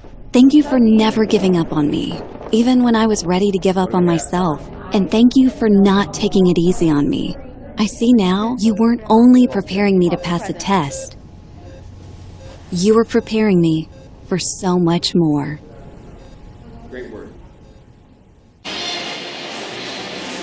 Later tonight is the second game of the College Football Playoff semifinals from the PlayStation Fiesta Bowl, State Farm Stadium in Glendale, Arizona, the beautiful Valley of the Sun. Number 2, Ohio State. Number 3, Clemson. The Tigers, winners of 2 of the last 3 national championships. Dr. Pepper National Championship Trophy on display just west of downtown Phoenix. Well, a lot of people thought the Buckeyes should have been #1 coming into this playoff. LSU making the case that the committee got it right with this performance. Looked like there was some holding as Hurts dodged the rush, got it off, caught by CeeDee Lamb. He nearly broke free. He's across midfield to the Tiger 49-yard line. Calebon Chason ran him down. Well, Damone Clark really couldn't close the pocket. Roughing the passer, number 8, defense. 15-yard penalty and an automatic. First down. Really a great job by Jalen Hurts eluding the pressure, stepping up in the pocket, making the throw, and then taking the hit. Damone Clark, number 35, is the guy that's going to collapse the pocket. And then right here at the end of the throw, there you see the hit by Patrick Queen. And CeeDee Lamb adjusting to the football and does what he does best, run after the catch. He did well to hang on at the end of the play. He has 2 of their 3 receptions. Hurts is 3 for 12 for 83 and an interception. Kennedy Brooks. Sean, this is a critical drive for Oklahoma to score a touchdown because the only chance they have offensively, they're not built to drop back and throw the football every down. They have to run the football, use play action, protect their quarterback. So they've got to get this to 35-14 so they stay within what they can do offensively. If they stay this far behind or even more, it really takes them out of the football game. Trying to get the first win ever for the Big 12 Conference in the college football playoff here in year 6. Kennedy Brooks tackled by Jacob Phillips. And right now, Lincoln Riley's got to be thinking, I got to do 2 things. We have to run the football. We've got to score a touchdown. And I got to keep my defense off the field because right now we have no answers for LSU's offense, and we're playing undermanned in our secondary. On target to CeeDee Lamb is Jalen Hurts, and it's another first down for Oklahoma. Before this drive, he only had the 1 catch for the 51 yards. He was pretty quiet. Good coverage on him, and now he's up to 3 catches. And again, he is the guy they got to get the football to. LSU's had no problem getting it to Justin Jefferson today. Who, by the way, was not a Biletnikoff Award finalist, but Todd McShay projects him as a mid-first round NFL draft pick. No weakness on that LSU offense. Hurts had CeeDee Lamb open. They could not connect. What would have been a touchdown. Yeah, he had him, and that's a throw that Jalen Hurts has to connect with. I just think his feet weren't set. I think Jalen Hurts' feet were not set, and that's why he didn't make an accurate throw. That should be an easy throw for Jalen if he just sets his feet. You know, accuracy in throwing the football has more to do with footwork and getting your body in the right position than your arm. That time Jalen was a little lazy with his feet, and he missed the throw. Much improved thrower this year, 71.8% completion percentage, coming in 4th in the country. Hands it off to Kennedy Brooks. He powers ahead to the 6-yard line. Siaki Ika made the tackle, a backup in that big defensive line. They don't lose any size when he comes in. He's 354. This is the part of the field. I know you mentioned Grant Calcaterra not being on the team anymore. This is where they miss him. He was a big target in the red zone for Lincoln Riley's offense. You got Austin Stogner, number 18, is a freshman tight end. Had a pretty good year in replacing Calcaterra. Highly recruited. He runs a pass pattern. Hurts can't find anybody open. Fires back in the end zone. Flag down. He was trying to get it to Jaden Hazelwood, and a flag thrown on Christian Fulton along the back line to the end zone.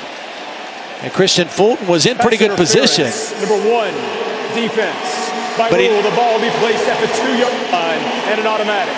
First down.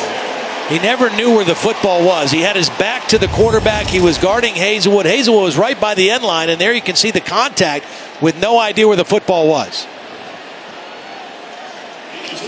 The ball was caught, but Hazelwood was out of bounds because he was pushed out of bounds by Fulton. This is where you would expect to see Jalen Hurts run the football. They like to run a lead play where they fake it to the back and then the quarterback follows the back right up into the hole. Hurts has 18 rushing touchdowns this season. Brooks swung down at the line of scrimmage. Grant Delpit up near the line with help from Rashard Lawrence. Yeah, Rashard Lawrence really had a quick move inside on that play. I mean, of all those big bodies, I think he's the guy that the last couple of weeks has made the most plays. Very active, plays with a high motor. Nice play there. Now I think they might be getting into their five-man, their heavy package. They have 5 of these defensive linemen in here. Maybe a perimeter run is better for Oklahoma with that beef inside. It's a lot of size to try to move. They do run outside. Hurts a nice fake and the touchdown for Oklahoma.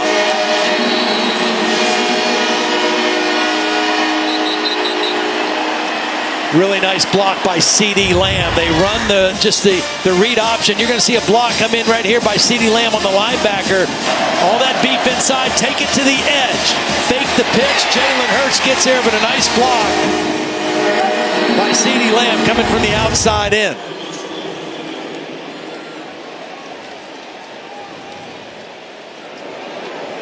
One rushing touchdown away from matching the school record by a quarterback. 2-yard run. And the extra point up and good by Gabe Barkich. Can the defense stop this historically good LSU offense? Hurts trying to do his part. You're watching the 2019 Chick-fil-A Peach Bowl from Atlanta.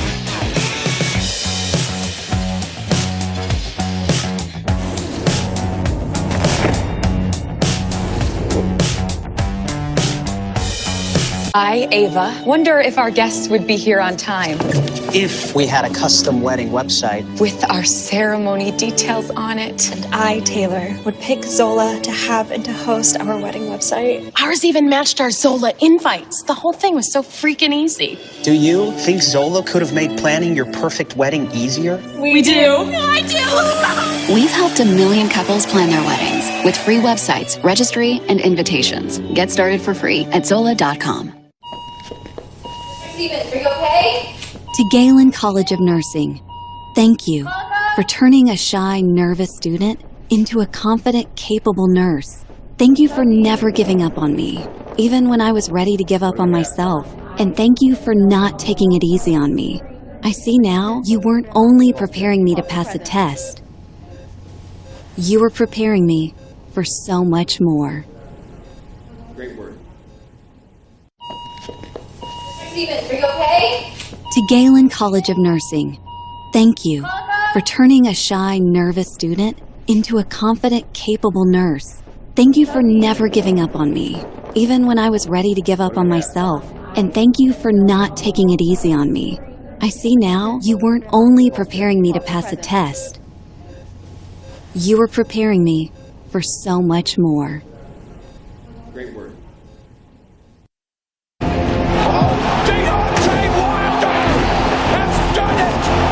Get up, he rose from the ashes like a phoenix. Fury now taking the fight to Wilder. Deontay Wilder, I want you next, bum. Well, the long-awaited rematch is set. Las Vegas, February 22nd. Historic joint pay-per-view collaboration between Fox Sports and ESPN. Gabe Barkich kicks off for Oklahoma and a touchback. You know, Sean, you asked the question right before we went to break. Can the defense get a stop? I mean, Alex Grinch obviously has got to come up with some stuff in the locker room, but he's got to come up with something right now. They can't afford to give up another touchdown here right before the half. Remember, LSU won the toss, deferred. They're going to get the ball to start the third quarter. I think they've got to play more zone and protect some of these young, inexperienced defensive backs they have in. Rush 3, drop 8, and see if they can just force Joe Burrow to throw underneath. Chris Curry weaves through the traffic. He's done a very nice job filling the void for Clyde Edwards-Helaire, who has played but not very much. That's a 13-yard run and a first down. They love running. It's kind of like an ISO play. They bring the tight end in motion and lead him as a blocker. On target, wide open receiver. Thaddeus Moss with one man to beat.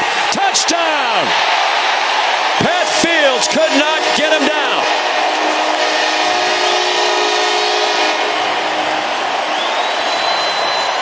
Pat Fields got mossed. This is a busted coverage, and I'm not sure what the coverage was by Oklahoma. The freshman linebacker, David Ugwebu, was the guy going out to try to reroute the tight end, but then he didn't run with him. He put hands on him, didn't run with him, and nobody ran with Thaddeus Moss down the middle of the field.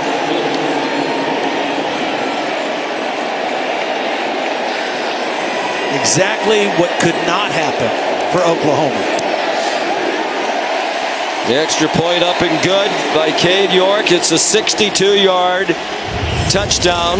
Burrow to Thaddeus Moss. Here's Moss right here. Ugwebu is going to make contact here, and then nobody's going to run with him. They roll the safety deep. Nobody goes down the slot, and that's just a bust in the Oklahoma coverage to the short side of the field. Jamar Chase drew the corner. Motley, nobody went deep in the deep third of the field. And again, Joe Burrow does not miss things. If you make a mistake, he sees it and he makes you pay for it. He has thrown 6 touchdown passes, which ties the single game LSU record for any game in the history of the program. And he set that mark earlier this year against Vanderbilt. He has set the college football playoff record for passing yards and a half. And Justin Jefferson still sitting there with 4 receiving touchdowns, the CFP single game record for the whole game. And we're still 4 minutes plus from halftime. You know, going back and seeing that play, if I had to guess who made a mistake there, it was Parnell Motley, the corner. He got caught coming up on the underneath route with Jamar Chase, and that should have been his deep third responsibility. And he turned it over, and again, Joe Burrow made him pay for it. Avery Atkins, another touchback. Here's Holly Rowe. After that last series break, the defense for LSU came to the sideline, and their leader, Calebon Chasen, made everybody get up and gather together. He delivered a message for this defense saying, listen, too much pushing and shoving, too much stupid stuff after the whistle. Everybody has to be smart. We need you if we're going on to the next game. He then went up and got individual guys who've been in some of these pushing and shoving after the whistle and said, knock it off. We need you in this next game. Let's everybody be smart here down the stretch. Well, that's a good point. I mean, you know, in the case of Brendan Radley-Hiles, if Oklahoma were to win the game, he would not be able to play the first half of the next ballgame. Long throw, incomplete, intended for Charleston Rambo with Derek Stingley in coverage. See, this is not, Oklahoma is not built with Jalen Hurts at quarterback. Maybe with Baker Mayfield, maybe a little bit with Kyler Murray, but not with Jalen Hurts to just throw the ball every down. I mean, he is more effective, and they are more effective when they run the football. And right now they're in a score situation where they've got to throw it more than they probably want to. And Lincoln Riley, disciple of Mike Leach, learned at Texas Tech the air raid offense, but that's a misnomer at Oklahoma. They are 58% run this season, and over the last 4 games, better than 66% run. They stick with the run, and Jalen Hurts is tripped up by Grant Delpit at the 30. There is a flag down on the play.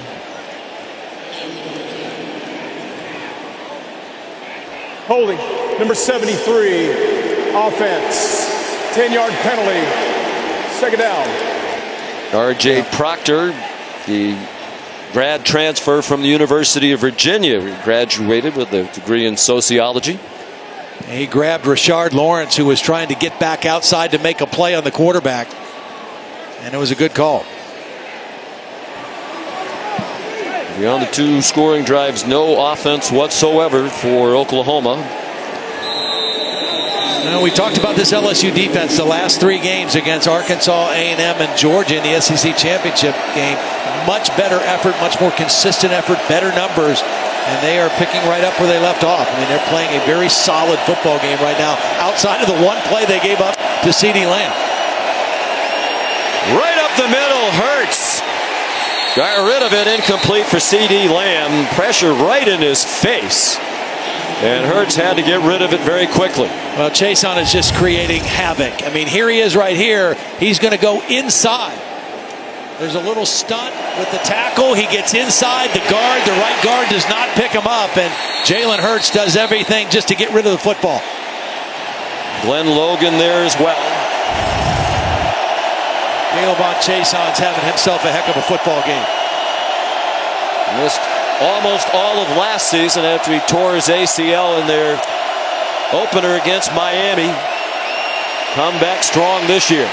Hurts retreating. Look out for the end zone and Chason. He got it off. It's caught by Jeremiah Hall. But he's miles from a first down. Down to the 20. Needed 15 more. That time they kept the back, Pledger, in to chip on Caleb on Chason, but the play did not open up. And so when Jalen Hurts left the pocket, he was being pursued by Chason.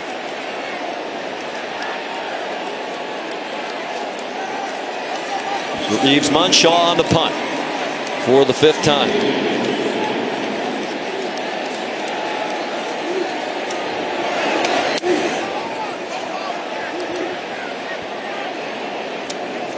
Fair catch made by Derek Stingley. Now we'll take you from plan to play. Brought to you by Northwestern Mutual. Well, Justin Jefferson has been the go-to guy for Joe Burrow tonight, and most of it has been working against safeties. They found the matchups, that combination of Joe Brady and Steve Ensminger doing a beautiful job calling plays to find matchups, and then Joe Burrow doing a great job finding his key receiver, Justin Jefferson. 4 touchdown catches, good protection by the offensive line, and again, not dink and dunk throws, taking the ball down the field with a big receiver, Justin Jefferson, at 6'3", 192, working against smaller defensive backs. There's Ty Davis Price in at running back now. The freshman out of Baton Rouge, his first carry. Justin Broyles made the tackle. And you know, the good news now for Ed Orgeron is that guy does not need to even put his helmet on anymore. Clyde Edwards-Helaire does not need to play another down. I mean, he has a chance now to heal up completely. He looked good. A couple times he ran the football. They used him as a decoy a couple plays. But there's no reason to take a chance with him and the hamstring in this ball game right now. LSU with one of the most impressive first halves in college football bowl game history. Over 440 yards of offense on that completion to Thaddeus Moss. Ed Orgeron won almost every Coach of the Year award. He won the big ones, the AP, the Home Depot. When we asked him yesterday, what does that mean to you? He said nothing. He said nothing? He said nope. It's Joe Burrow, it's Joe Brady, it's all these great players and coaches and everybody at every level of the operation. Burrow has a man wide open. It's Jamar Chase with a first down near the 10. Justin Broyles called upon to make another tackle. That's a 38-yard play. This looks just like one of the plays we showed in the open. A team decides to rush 3 and drop 8. Joe Burrow sees that. He'll just buy time. He'll just wait and wait. Keeps his eyes downfield and waits for one of his key receivers to uncover. And it was Jamar Chase, 38 yards down the field. He had a defender fall down. Will he throw 7 touchdown passes in the half? Not on this play. Ty Davis Price inside the 5-yard line. Now this is perfect situation for LSU. There's 1:14 and counting. They've got 2 timeouts. They're going to get the ball to start the 3rd quarter. A chance to go into halftime with another touchdown. Oklahoma is trying to get Parnell Motley off the field. Meanwhile, it's Ty Davis Price inside the 2 with the flag down.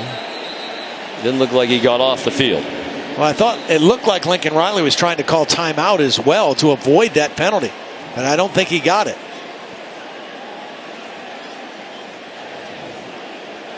Illegal substitution, defense, 12 players participating in the previous down. Half the distance to the goal, 2nd down. Parnell wasn't really participating in the down, but he couldn't get off the field in time before the ball was snapped. Stay tuned for the Mazda halftime report. Matt Berry, Jesse Palmer, Joey Galloway standing by. Burrow fakes it, throws wide open, touchdown. Terrace Marshall this time. Same play they scored a touchdown against Georgia in the SEC championship. It's a bunch formation, and Terrace Marshall looks like he's going to block and then just kind of slips out. Watch Terrace Marshall right here. He's going to come in here and just kind of look like he's going to block, goes back out. Oklahoma goes with the play fake, and it's wide open. Exact same play they scored on in this building just a few weeks ago. Too easy. Just too easy for Joe Burrow. Almost have 100 in the first half. That's the 49th point, the extra point from Cade York. Well, Todd, when the season started, they've had a lot of great receivers at LSU. The single season touchdown reception record, as Joe Burrow has set another mark, and we're not yet to halftime. The single season touchdown reception record was 12th by Dwayne Bowe, fine receiver. Yeah. Went on to the NFL. That was back in 2006. Jefferson with 4 today has 18. Chase came into the game with 18. He still has 18. And now Terrace Marshall with 2 today. He has 12. Yeah. So all 3 of them had either tied or broken Dwayne Bowe's record with what they did today. They've all tied or surpassed what would have been the single season mark entering, what was the single season mark entering this season. It's just amazing how in sync they are, how Joe Burrow knows exactly where he wants to go with the football all the time. Well, of course, these are all the college football playoff records. Touchdown passes in a game, yards at a half. We've mentioned Jefferson's record. I mean, now you start to check the record books for performances in any game in the history of college football. What we're seeing today is historic, and that isn't a strong enough word. Right. Well, and in LSU sense and SEC sense, it's been a historic season, period. Now we just continue to go into different stratospheres with this LSU offense and the way that Joe Burrow is playing. It's fun to watch. I mean, unless you're Alex Grinch, not very fun to watch if you're the defensive coordinator for Oklahoma. But for anybody that likes offensive football, that likes the passing game, that likes the intricacies of it, it's really fun to watch, and he has been doing it from start to finish this year. If he's not the #1 pick in the next NFL draft. Scott Johnson, our director, tells us he'll never go to another Cincinnati Bengal game again. Jalen Hurts goes behind CeeDee Lamb. You think of everything that's happened to Jalen Hurts in this building. Was the starting quarterback in the national championship game here against Georgia. They were down 14-0 at the half. He had been a 2-year starter. Tua Tagovailoa came in, led them back to an overtime win. Kept the starting job the next year. Jalen dealt with it very gracefully. Came off the bench in this same building again against Georgia in the fourth quarter after Tua got injured. They were down a touchdown. He led them to 2 touchdowns and the win. An outstanding performance that will be remembered in Tuscaloosa. He'll remain a very popular figure at Alabama, even though he transferred to Oklahoma. Hazel with the catch, but it's going to come back. 10-yard penalty, second down. So a lot has happened to him in this building, but today is going to be a game he's going to want to forget. Well, and as you mentioned, we've talked about Joe Burrow and this offense and the numbers they're putting up today, but again, this was an Oklahoma offense coming in that was, just 1 yard separated them from LSU the whole season. One of the best in the country in total offense and scoring. And they're sitting here at 152 total yards in the first half. So this has been a complete dominating effort by LSU on both sides of the ball. When we started the day, and here's Kennedy Brooks, Oklahoma averaged 554.2 yards per game. LSU was 554.3, separated by 1 yard of total offense for the year. Oklahoma trying to lead the nation in total offense for the 3rd year in a row. Here is the quarterback comparison. The Heisman Trophy winner Burrow and the Heisman Trophy runner-up Jalen Hurts. Oklahoma just saying no moss here in the first half. I mean, got to go in and try to convince our guys, let's look at it as 0-0. Let's play a 30-minute game and see if we can win the second half any way possible. 495 yards of offense for LSU in the half. And it's 49-14 for the Tigers. Here's Laura Rutledge. Coach, you're undermanned in your secondary, but what defensive adjustments need to happen for the second half? We need to run the calls. You know, they're a good enough team as it is. To give them credit, they've made a lot of nice plays, but we've busted way too many calls, both sides of the ball. A lot of opportunities that we haven't made, and we got to do a better job. What will you say to these guys when you go into halftime now? That exactly. That there's opportunities out there. We're a lot better team than that. We need to play like it. Thanks, Coach. To Holly with Coach O. Well, Coach Orgeron, some extracurricular activity after that play. A lot of guys being restrained. What do you say to your guys to keep their composure right now? We don't want that. We don't want anybody to get kicked out of the game. We want to play with a disciplined football team. We got 30 minutes left to go. We want a clean game. How do you describe the magic you're seeing between Joe Burrow and his wideouts right now? Our guys are ready. A great job of Steve Ensminger, who's went through a tragedy today of calling the game. He's the MVP right now. Is Clyde done for the day, likely? Probably so. Thank you, Coach. No Tigers. Don't know the last time we've heard him finish a conversation without that. We'll send you to the studio for the Mazda halftime report after these messages.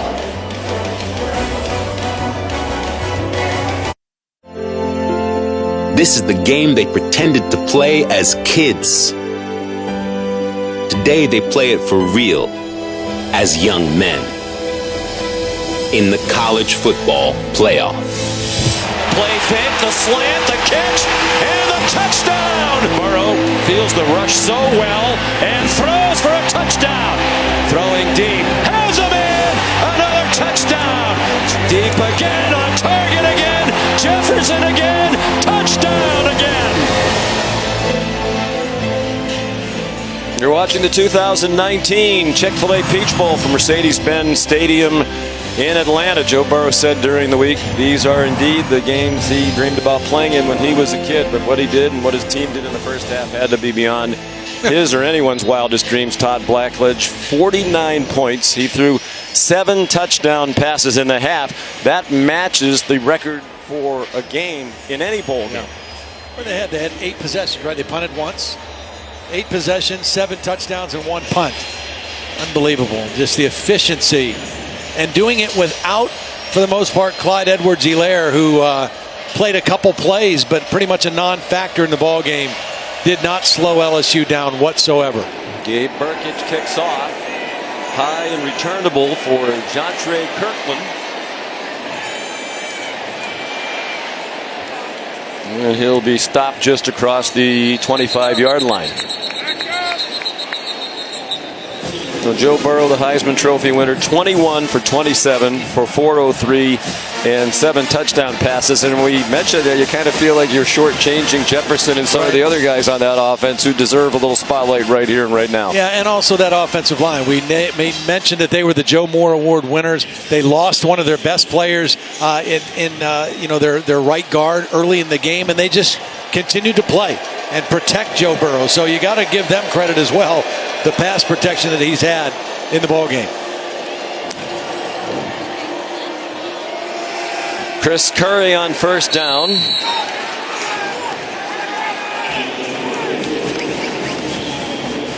Kenneth Murray made the tackle.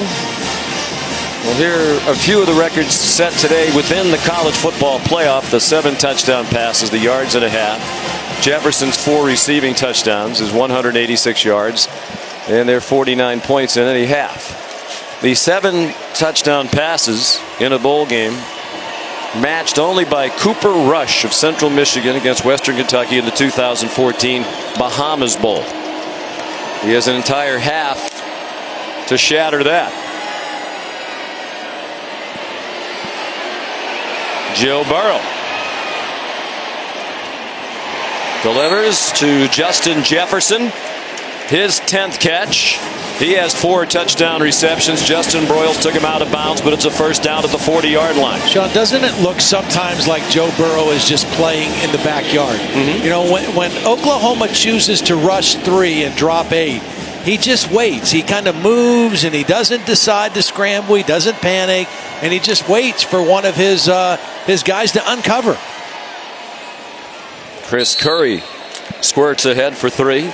If you're wondering, the NCAA record for touchdown passes in a game, any game, bowl game, otherwise, in major college football is 11 by David Klingler for Houston.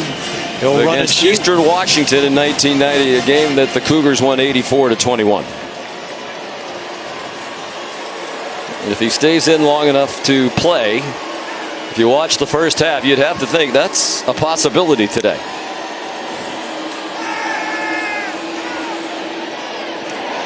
Burrow's pass batted down, trying to get it to Jamar Chase, and Parnell Motley broke it up. Here's Holly Rowe.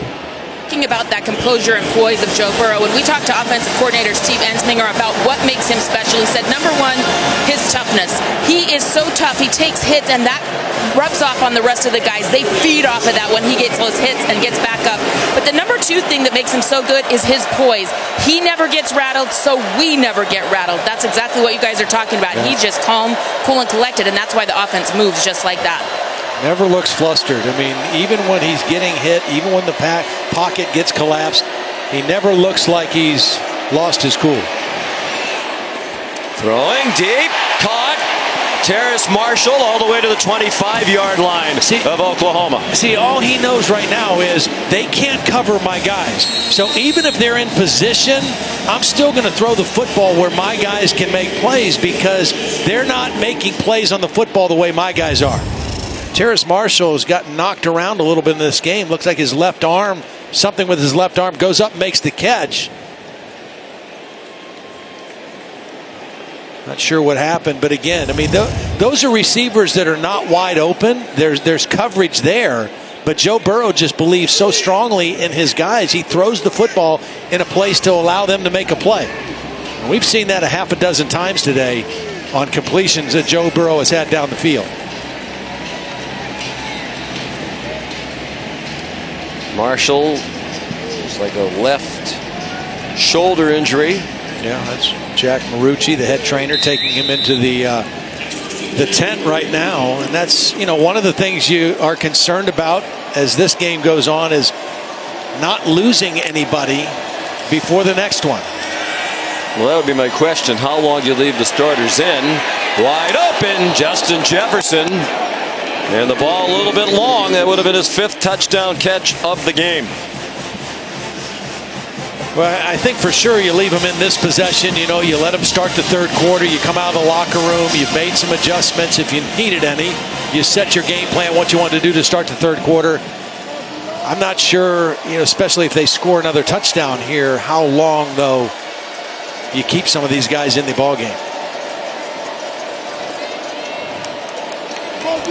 Because at this point, it's not about setting more records.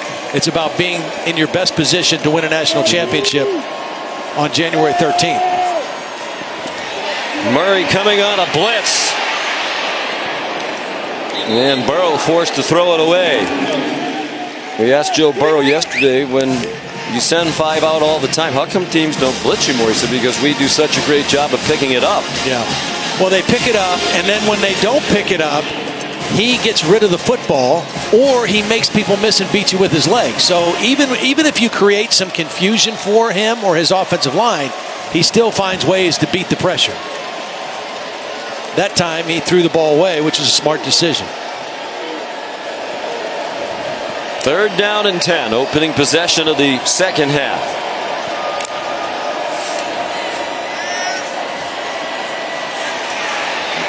Sidestep the rush. Flag down. Burrow. Diving attempt by Thaddeus Moss. It's incomplete, and there is a flag back behind the line of scrimmage. I think they're going to get a holding on Sadiq Charles in pass protection, the left tackle.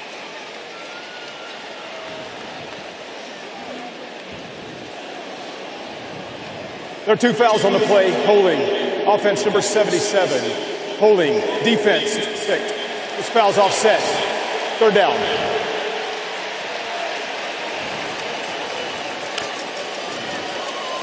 The other thing, if you're Ed Orgeron, what you don't want is you don't want your team to get into playing sloppy at any point. You've got a big lead. You know, you feel great about how you played the first half. This first possession, both offensively and defensively, to start the 3rd quarter, I think is always very important, how you come out of the locker room. And you don't want sloppy play and penalties, and important third down play for his offense right here.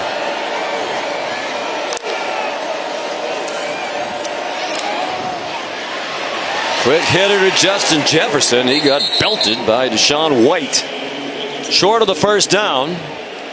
It's fourth down. Joe Burrow looking at the sideline. He wants them to go for it, and it appears that they will. And they might go hurry up as well. Good hit, you mentioned, by Deshaun White on the little tunnel screen. On 4th and 2, they put Jamar Chase in the backfield. And the Biletnikoff Award winner is the best wide receiver in the country. Got the first down to the 12-yard line. Well, they've done that before, but they've never really handed him the football. They put him in the backfield and throw it to him. Again, Clyde Edwards-Helaire not available at this point in the game. They put him in the backfield and handed it to him. And I think he was even surprised that he got to run the football. He's running on some end arounds. Coming into the game, 3. Neville Gallimore, the injured player, 5th-year senior from Ottawa, Ontario. Leah, your wedding looks amazing. How did you do it? I had help. Plus, I used Zola to make it easier. And my wedding website is done. Working my registry, working my app. Oh, a stock pot. Yeah. That one seems like me. Did you send Aunt Millie a thank you? She got you that soap pot. Mom, I literally just got it. Done, done, done. Zola made it super easy. Now I can just enjoy my wedding. Go to Zola.com to start planning your wedding today. Steven, are you okay? To Galen College of Nursing, thank you for turning a shy, nervous student into a confident, capable nurse. Thank you for never giving up on me, even when I was ready to give up on myself. And thank you for not taking it easy on me. I see now you weren't only preparing me to pass a test. You were preparing me for so much more.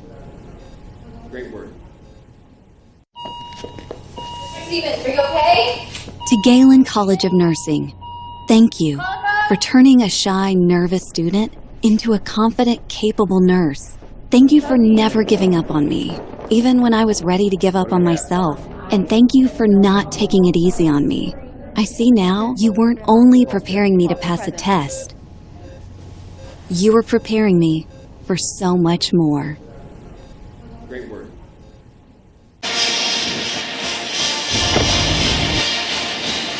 Later tonight, the second game of the college football playoff semifinals. Will go out on a limb and say it's likely to be more competitive than this one.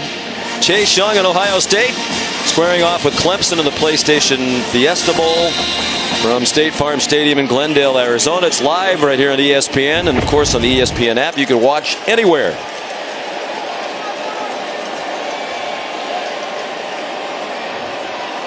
First and 10 LSU, opening possession of the second half. Leading 49-14 behind 7 touchdown passes from Joe Burrow in the first half.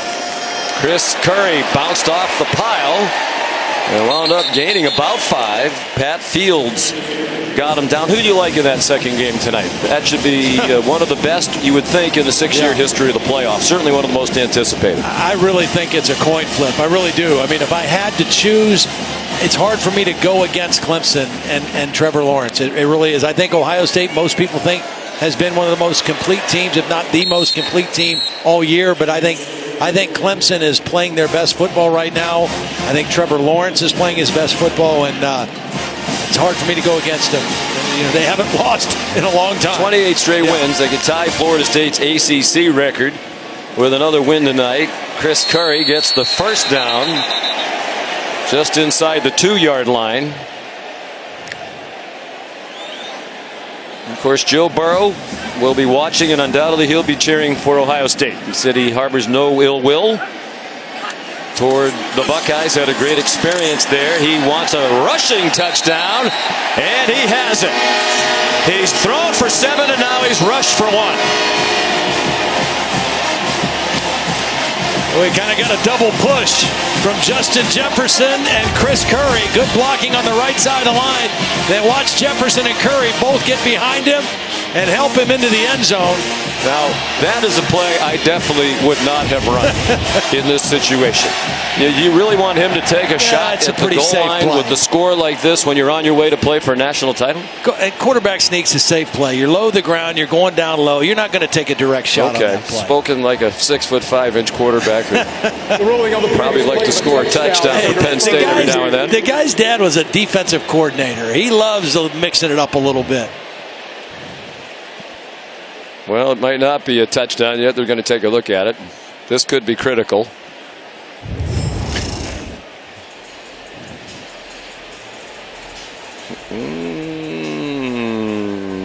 I would say he's comfortably in. Yeah. He's a big guy. You know, we were talking earlier, Tolly mentioned, Steve Ensminger saying, you know, it's hard to list all of his great attributes, Burrows, but he started with toughness, with the durability. I mean, he's 6'4", got great size, 215, great competitor, team leader, teammates love him, accurate as all get out. He was going to have the most accurate season, it's quite likely, in the history of college football in terms of completion percentage. What doesn't he have? I mean, some people say he doesn't have the rocket arm like a Trevor Lawrence or somebody like that, but he has plenty enough arm. He definitely has plenty enough arm to be excellent at the next level. What he has that is this probably his greatest quality in terms of going to the next level is he is such a fast processor. I mean, he sees, recognizes, understands things, makes the adjustment, sees through the chaos. All that kind of stuff is what's going to make him great. He's like you. He's so good at everything it kind of bothers me a little bit. No. Yes. Well, that's very kind, Sean. Well, you were a great college quarterback, a first-round pick, academic All-American, distinguished alum at Penn State. I could go on and on. And I'm just trying to read this as you wrote it out for me. Your handwriting's a little tough. Extra point good by Cade York. Well, here's what Joe Burrow, we talked about the open. Now, how do you want to defend him? Because he can beat you in a lot of ways. He can beat you with his legs. Most of the time when he runs for first downs. If you get pressure on him, he's going to find the matchup. He's going to buy time, and he's going to find your weakness and your weak link. This time they went after the freshman, Woody Washington. If you drop 3 or rush 3 and drop 8, he's just going to buy time. He's not going to panic. He's going to move. He's going to keep his eyes downfield, find an open receiver, and get him the football. I mean, he sees what you're doing, and he knows where he wants to go with the football before you have a chance to get to him and make a play. And he's done that game in and game out this entire season, and that's why he's the Heisman Trophy winner. Terrific athlete, not just Mr. Football in Ohio and the Gatorade Ohio Player of the Year. He was also an all-state point guard in basketball, turned down some mid-major scholarship offers to play Division I basketball. The kickoff is a touchback, and you know he's clutched not only on the football field, but the teams have some social activities together. This was Wednesday. They had a joint basketball shooting competition, and this is Joe Burrow. Friendly rims there. We'd all like to shoot, I think, at that basket. He hit 10 out of 12 to help LSU win the competition. Well, and I think Holly might know the exact time, but I think Holly definitely knows he hadn't shot a basketball in a while either. I mean, so it wasn't like he's been practicing for that event. You really don't think you have a question that Holly can't answer, do you? I know she knows the answer. Hurts a deep throw through the hands of C.D. Lamb. Holly, what say you? I asked Joe about that basketball shooting display, and he said, I was pretty impressed with myself, actually, because I haven't picked up a basketball in 2 years. He had not taken a shot in 2 years, went up there and just jacked up those three-point shots. That's what kind of athlete Joe Burrow is, and pretty confident, too. He was just like, I got this. That's what kind of competitor he is. I mean, that's, you know, he is an uber competitor. And, you know, I think that, to me, the first day he practiced with LSU when he got here 2 years ago, at the end of practice, they ran 16 110 sprints. And he was running with his position groups, and he won every sprint. And the next day, he won every sprint. And he just endeared himself to his football team that he was going to be that kind of a leader and that kind of a competitor in everything he did. Jalen Hurts, tackled by Patrick Queen and Glenn Logan. Well, he admitted, because he arrived late, basically a year and a half ago. If you don't know his story, very highly recruited out of Athens, Ohio, Mr. Football in Ohio. Went to Ohio State, redshirted his first year, backed up J.T. Barrett for 2, got in only 10 games, no starts, threw 39 passes. Was in a competition the next year in spring ball with Dwayne Haskins. Dwayne Haskins beat him out, had a great year, and was drafted in the first round by Washington. But when he realized it was going to be another year on the bench, he looked to transfer after spring ball and wound up at LSU. CeeDee Lamb high-stepping across midfield and chopped down at the 46-yard line by Cameron Lewis, a backup junior from Monroe, Louisiana. He had a nice year last year, Burrow. We'll get back to it tomorrow. Let's watch this play. It's just a great route. He ran the inside and came back out on Kerry Vincent Jr. Did a beautiful job finding some space, and he's not had a lot of space in the ball game. Hurts, incomplete. Intended for Charleston Rambo, and Christian Fulton broke it up. For a long time, it looked like Joe Burrow was going to go to Cincinnati. Yeah, Fickle, that's right.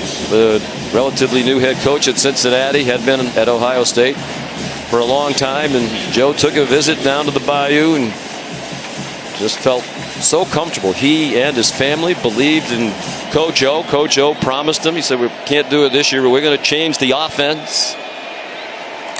Make it more in tune with today's passing attacks. He lived up to that promise. Jeremiah Hall, I think Coach O taught him how to eat crawfish too. I think he kind of liked that. Well, I mean, that would, I think it's hard to know who's more popular right now in the state of Louisiana, right? Coach O or Joe Burrow? Unbelievable. They could both be elected to anything they wanted to be. Ed Orgeron, Louisiana native, Rose, Louisiana, grew up an LSU fan. It's not just about second chances for Joe Burrow. It's about that for Coach O as well. Yeah. Got a chance to be the head coach at Ole Miss. 3 very tough years there. Won only 10 games. He admitted he didn't do a good job. It was too hard on the people around him. You can't coach the whole team like defensive lineman, which was his position group for much of his career as an assistant. That's Austin Stogner with the catch. Then he was at USC. He's the interim coach. They go 6-2. He thinks he's going to get that job. He doesn't. He was devastated. Wound up at LSU as an assistant. They dismissed Les Miles. He gets the interim job again, goes 6-2 again. But at the end of that year, there's all kinds of speculation that Tom Herman was going to be the coach. The very successful coach at the University of Houston who opted for Texas instead. Charleston Rambo near the first down line and stopped by Kerry Vincent. So what a story it is. I mean, here's a guy who, relatively late in his career, gets the chance to have his dream job. Wasn't sure he's going to keep it. He kept it, and you can't be happier for somebody. I mean, to have your dream job and have it go like this is awesome. And one of the real likable people in college football, who has, much as he's enjoying his performance by his team, his heart is aching today for his dear friend Steve Ensminger and his family. Well, right now, and the message that he and Dave Aranda, the defensive coordinator, have preached to their defense over the last 3 or 4 weeks is we have to do a better job of finishing games, finishing the fourth quarter in particular. They got the big lead. That's all well and good, but we need to finish the job that we started. Kerry Vincent Jr. a little banged up at the end of that play. And right now, I think that's the biggest thing that Coach Orgeron wants to see is he wants to see his defense finish what they started. Media timeout.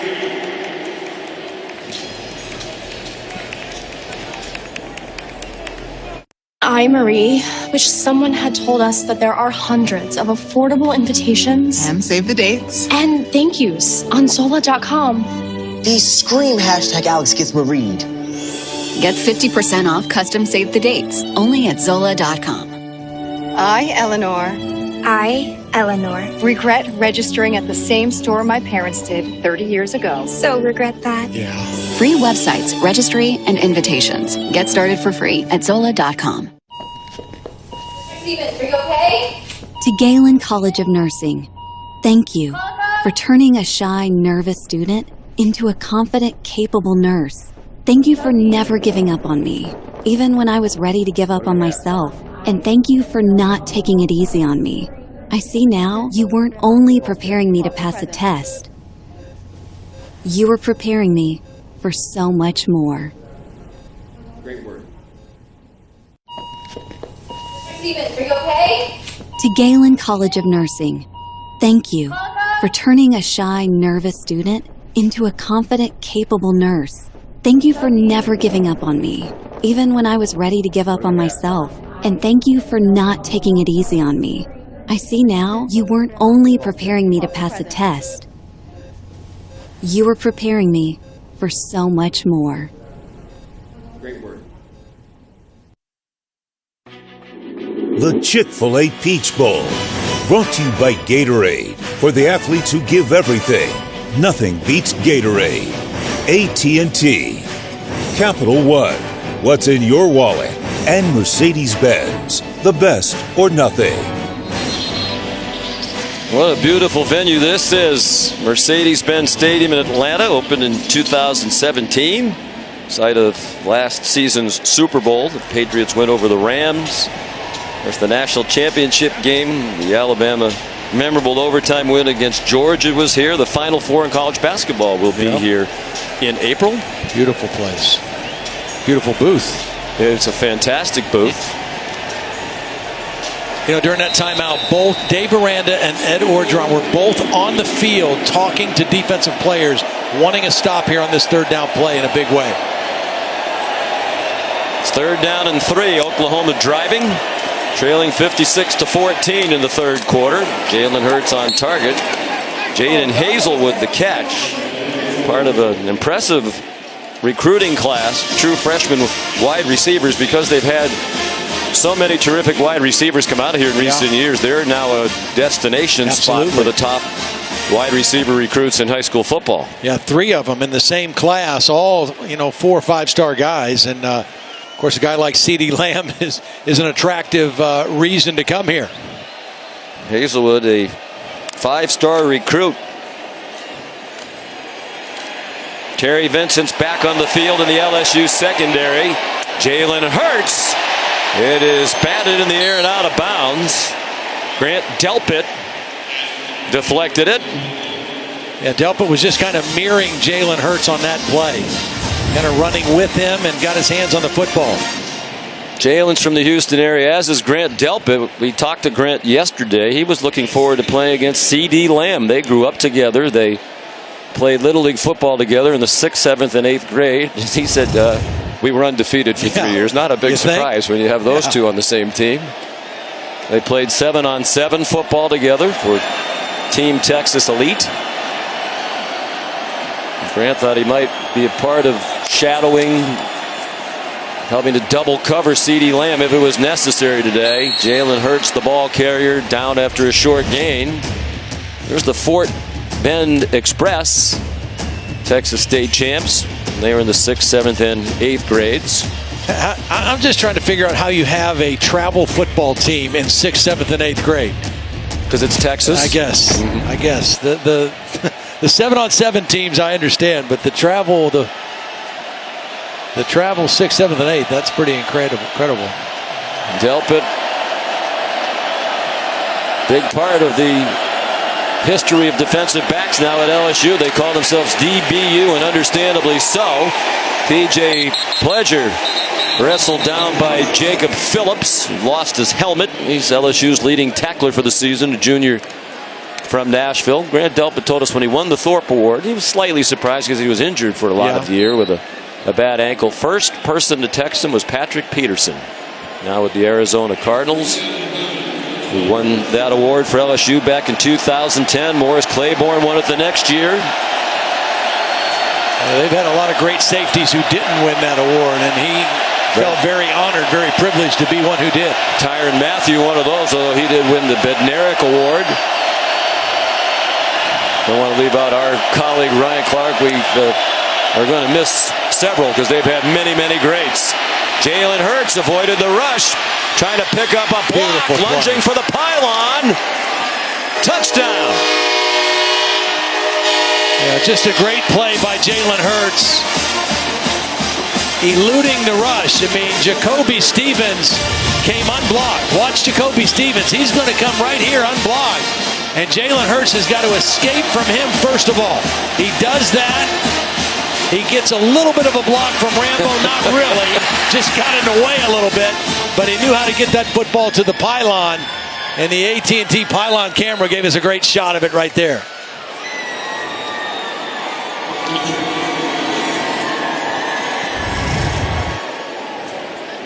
So here's Gabe Burkich. Oh boy, are they going to review this? No, it's a false start. False start. Number 52, offense. 5-yard penalty. We will play the try.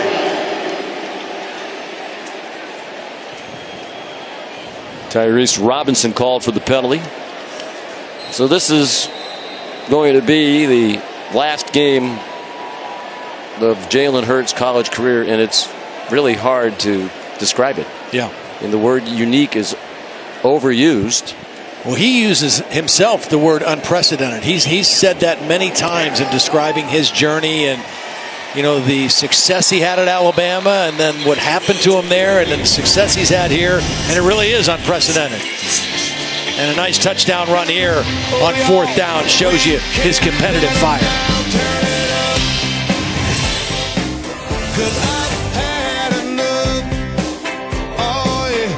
I, Ava, wonder if our guests would be here on time. If we had a custom wedding website With our ceremony details on it. And I, Taylor, would pick Zola to have and to host our wedding website. Ours even matched our Zola invites. The whole thing was so freaking easy. Do you think Zola could have made planning your perfect wedding easier? We do. I do. We've helped 1 million couples plan their weddings with free websites, registry, and invitations. Get started for free at Zola.com. Steven, are you okay? To Galen College of Nursing, thank you for turning a shy, nervous student into a confident, capable nurse. Thank you for never giving up on me, even when I was ready to give up on myself. And thank you for not taking it easy on me. I see now you weren't only preparing me to pass a test. You were preparing me for so much more. Great word. 2 rushing touchdowns today for Jalen Hurts. Oklahoma still down 56-21. But with that touchdown, he's rushed for 20. He's thrown 32 touchdown passes this season. A distinguished club of 30 touchdown passes and 20 rushing touchdowns in one season. Tim Tebow, Cam Newton, Lamar Jackson, Heisman Trophy winners all, and of course Jalen Hurts, the runner-up this year for the Heisman to Joe Burrow. Gabe Burkich, a touchback. Here's Laura Rutledge. Well, Sean, a lot of people wonder what will Jalen Hurts' NFL future look like, and there's this idea that's floating around the league a little bit that really would be very interesting. Let's say the Baltimore Ravens were to draft Jalen Hurts. They've got Lamar Jackson, obviously the MVP, already as their quarterback. You put Jalen Hurts in that backfield as a running back type who can also throw the ball. What would that look like? And maybe it could usher in even more of a new age offense in the NFL. We're already seeing some of that change. But one NFL GM I talked to, guys, said that they think that the Lamar Jackson era and what he's brought to the table helps a guy like Jalen Hurts for these NFL teams to see that you don't have to be necessarily a traditional quarterback to be able to have success at that next level. Justin Jefferson, the catch, and Woody Washington, the tackle.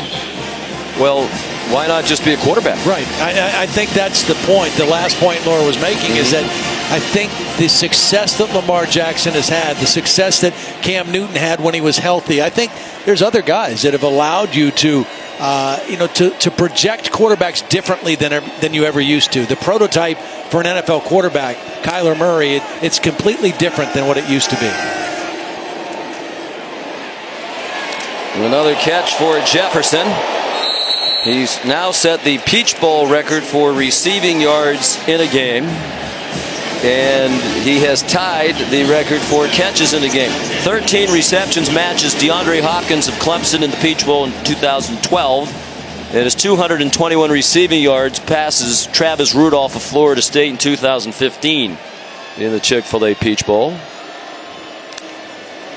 Joe Burrow still out there with his team up by 35 and 3 minutes and change to go in the third quarter. He's on target again, short of the first down. Just to follow up what you were saying and what Laura was reporting on, I exchanged text messages with John Harbaugh this morning. And I said, how about Jalen Hurts? Maybe as a backup to Lamar Jackson. I mean, nobody's going to beat out Lamar Jackson, at least not next year. And they, like all their quarterbacks, they have RG3 there. he said, would think a good idea. Haven't really watched him, but I know he's a great player. Yeah. He'll watch him some more. Yeah. Doesn't that make sense? If that's the offense you're going to run, right? Have another guy who can do that. He's not as fast as Lamar Jackson. Yeah. And he's a much improved thrower, as we've talked about all day long. And kudos to John Harbaugh, Greg Roman, and that staff. They've crafted an offense. Coaching is about taking advantage of the skill set of your players. That's what the Ravens have done. That is what LSU has done this season. Stephon Sullivan, the first down. They're the first team in the history of the SEC with a 4,000-yard passer and a 1,000-yard rusher and 2 1,000-yard receivers. I know. Yeah, it's unbelievable what they've done. And again, the consistency and the efficiency that they've operated at. They've not had a bad game. I mean, they didn't have a down game ever offensively. Burrow after the play fake. They're spreading it around now. This is Torrey Carter with just his second catch of the season. Junior from Valdosta, Georgia. His dad, James, was an All-American on some terrific teams at Georgia Southern. We saw them against Ole Miss towards the end of the year, and that was a bad game for them defensively. They gave up over 600 yards of offense to Ole Miss, and a lot of that to the quarterback in the run game. They made adjustments, they made improvements, but their offense was incredible that night, too. They could have scored 100 if they wanted to. And they just have not had an off night from start to finish offensively. And they won that game 58-37, despite more than 400 yards rushing and 600 yards plus of offense for the Ole Miss Rebels. Ty Davis Price, the ball carrier. I think that one you can understand a little bit. Was right after the huge win at Alabama. And David Aranda admitted he thought the focus was a little off and that he didn't do a good enough job within the game of adjusting to the great job Ole Miss was doing with the quarterback run game. Rich Rodriguez, the coordinator, had a great plan that night. John Rice Plumlee is really fast. Very fast. Very fast. I would be surprised if we see Mr. Burrow in the fourth quarter. This has to be his last hurrah here. His dad, Jimmy, retired from coaching to come watch his son play. Boy, was that a good decision. They've been at all the games this year. Justin Jefferson, Robin Burrow wanted another touchdown. Well, they had the matchup again. Inside slot against Justin Broyles, a safety. That one just a little bit wide on the throw by Joe Burrow. Bench him immediately. Did you see the feature on the Burrows on game day this morning? I did not, no. It was very emotional when Robin Burrow talked about, Jimmy Burrow's decision to walk away. Very highly regarded coach, 15 years, the defensive coordinator of Ohio U with Frank Solich. Said it really showed Joe how much we love him, care about him, and she got very emotional talking about it. Timeout, Oklahoma. Oklahoma, they're first of the half. They're a very close family. Jimmy was a terrific player at Nebraska, played professionally for 6 years, and an outstanding coach as well. Stream your favorite sports, stories, and series with ESPN Plus, Disney Plus, and Hulu. Get all three for just $12.99 a month. Leah, your wedding looks amazing. I had help. Plus, I used Zola to make it easier. And my wedding website is done. Yeah, that one seems like me. Go to Zola.com to start planning your wedding today. How did you do it? And my wedding website is done. Working my registry, working my apps. Ooh, a stock pot. Done, done, done. Go to Zola.com to start planning your wedding today. Steven, are you okay? To Galen College of Nursing, thank you for turning a shy, nervous student into a confident, capable nurse. Thank you for never giving up on me, even when I was ready to give up on myself. And thank you for not taking it easy on me. I see now you weren't only preparing me to pass a test.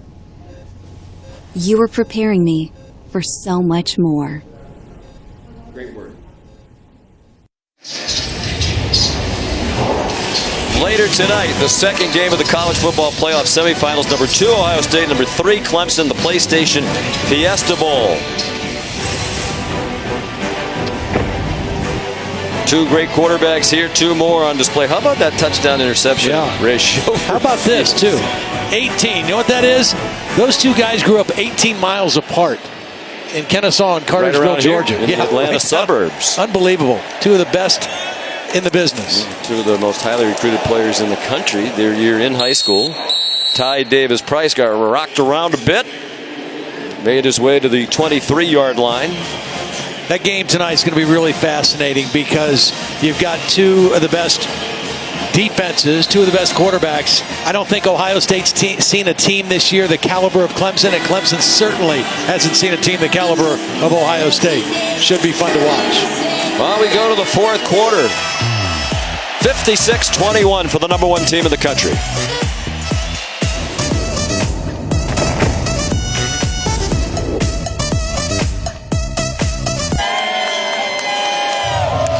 We're back in Atlanta at the 2019 Chick-fil-A Peach Bowl. College football playoff semifinal number one, dominated by LSU, leading 56-21 with 623 yards of total offense through three quarters for the National Coach of the Year, Ed Orgeron, who's going to bring his team to New Orleans on January 13th.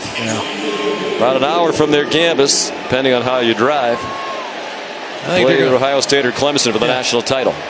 And they got still Burrow still in and Justin Jefferson. I think they're going to try for one more connection between those two guys. Oh, he fumbles the football. And now a battle for it, and LSU got it back. Looked like Ed Ingram recovered it, the guard. And that play right there would be enough to get Joe Burrow out of the game. Well, they get away with a face mask right there that should have been called. He readjusts himself, and then he loses the football as he's hit from behind by Jalen Redmond. But yeah, the hit after the fumble. Try the field goal here. I don't think we'll see any more of those guys. It's Cade York, true freshman. As you see, he's had an excellent year. Last year, at the beginning of the year, we did the game against Miami. They had brought in Cole Tracy from Assumption College to solve miserable kicking problems the year before. And Tracy had a historic year. 14-19. There's a problem with the down box. A few more problems than that. We're trying to repair at the present time. Keep us posted on that, Stu. But he said Cole Tracy's been a great resource to him this season. They talk from time to time. You do a great job at Media Day just getting down and dirty with the kickers. No one talks to the kickers. They sit there all by themselves. Well, and you never know if it might come down to a game-deciding kick. I think that seems unlikely here today. But you have the stories if you need them. Well, oops. Cole Tracy told him to try to keep it between the uprights. I mean, how about this young man? He's 18. They go to Alabama. It's a tight game. He goes 2 for 2 with 2 field goals of 40 plus. That was a 46-yard attempt off the left upright. Plenty of leg. Just stayed out to the left. That was some of your best analysis right there. One of the things you should find out the more you are around kickers and punters is the importance now of these camps. Cole's kicking. Yep. These young men, a lot of them go to these camps. And long snappers, too. I mean, they're part of that. There are long snapping camps. Yep. But these kicking clinics, they rate kickers and punters around the country. A lot of the colleges rely on that. Good throw by Jalen Hurts. Theo Weiss, another one of those very highly recruited freshman wide receivers. He's out of Allen, Texas. He was an Under Armour All-American and a 4-star recruit. He has a gain of 21. Well, you talk about what Lincoln Riley would talk to his team in the locker room at halftime. Hey, let's play 30 minutes. Let's see if we can win the third quarter. They didn't necessarily win it, but they played even. Both teams scored a touchdown. They had about the same amount of yards. And a nice play here to start the fourth quarter.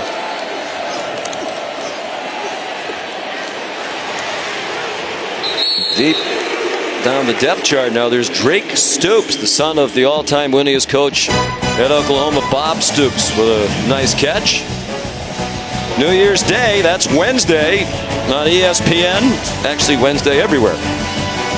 5 p.m. in the Rose Bowl game presented by Northwestern Mutual. Oregon and Wisconsin, and then we'll be in New Orleans for the All-State Sugar Bowl. Georgia and Baylor. What a year for Matt Rule's Baylor Bears. All that action live on ESPN and the ESPN app. You can watch anywhere. Yeah, Baylor only lost 2 games the whole season, both to Oklahoma. Lost the game in Waco when they had the big lead. They led by 25 points at one point. An incredible second half comeback led by Jalen Hurts, and then the Big 12 championship game in overtime when they got down to their 3rd quarterback. And Oklahoma found a way to win that one in overtime as well. My thought, most people thought, it was going to be a long shot for Oklahoma to win the game. But to me, Todd, they lost it really before they ever got here. Yeah. You know, when their leading sacker, Ronnie Perkins, their backup running back, Ramondre Stevenson, were suspended. Trajan Bridges, special teams player, backup wide receivers, Hazelwood. Delaren Turner-Yell gets hurt. You know, they just didn't have enough depth to overcome that. And it's just from a karma standpoint, it felt like a bad vibe. But we talked to Alex Rich yesterday. He said, you know, I worry that our lack of depth will be exposed on defense. And that came to especially in the secondary. That's where he was most concerned, and that's where they've been hurt the most in the ball game today.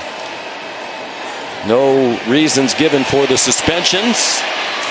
As Laura Rutledge mentioned earlier, that was a big hit. They certainly hurt.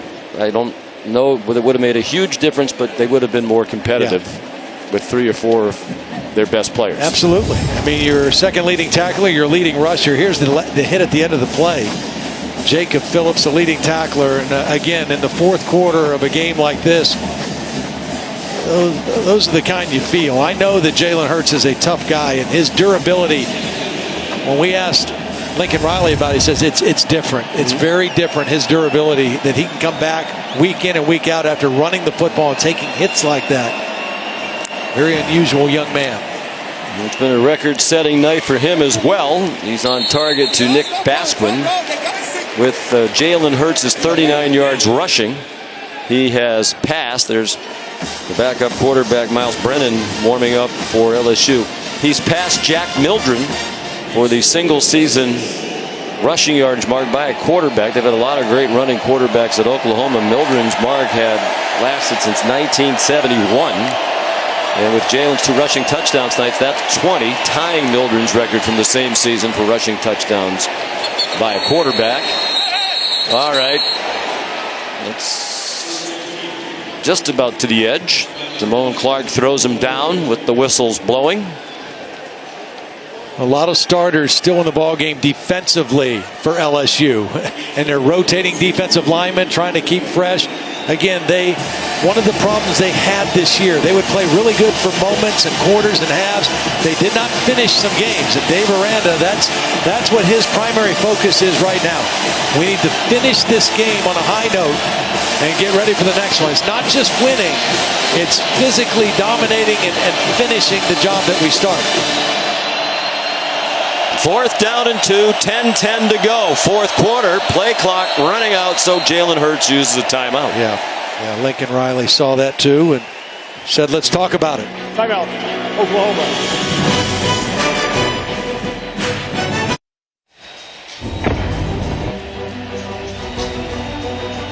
Later tonight, in Glendale, Arizona, Trevor Lawrence leads the defending national champion Clemson Tigers against Ohio State in the PlayStation Fiesta Bowl with the right to play LSU in the national championship game on January 13th.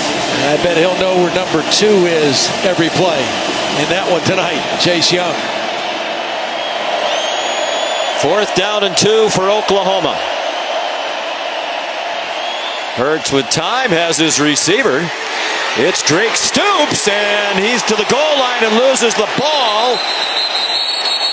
I actually thought his knee was down before he even got towards the end zone. That's the call. The official, the far side of the field, running in. I mean, regardless of who came up with the football, I thought his knee was down before the ball came out.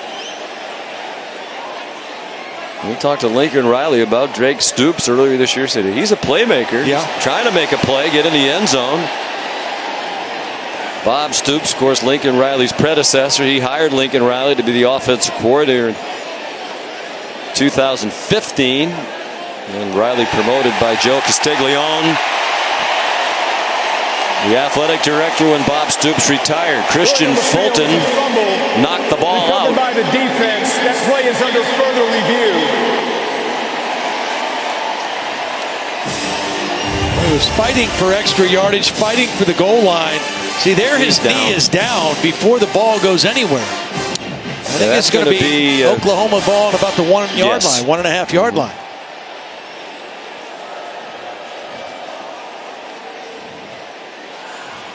The knee down. Yeah, Christian Fulton ripped the football out, but Drake Stoops was down before that happened. Dad Bob's going to coach in the XFL. Yeah. Dallas team. Here's a look from the AT&T pylon camera. We literally have a camera everywhere here at Mercedes-Benz Stadium. You know, this possession, Laura gave the report about Jalen Hurts and NFL and what teams might be thinking. Even though this game is out of reach, this last possession has been a good possession for Jalen Hurts because he has thrown the ball well. And it's been primarily throwing the football. And LSU doesn't have backups in. They have starters in. And he's staying in the pocket. He's run a couple times, but he's made some nice, accurate throws. Well, you and I did their opening game against Houston, Jalen's first game, when he had a huge debut against the Houston Cougars, set the total offense record in a debut by any Oklahoma quarterback. We talked to Lincoln Riley, and he said part of the preseason he used the word robot, try to coach the robot out of him. He thought Jalen was a little bit mechanical, and they've done that. We asked Lincoln yesterday, do you think that's been accomplished? He said absolutely, and he does look like a more fluid thrower than he was prior to his time in Oklahoma, and they meant no disrespect to the Alabama folks when they said that.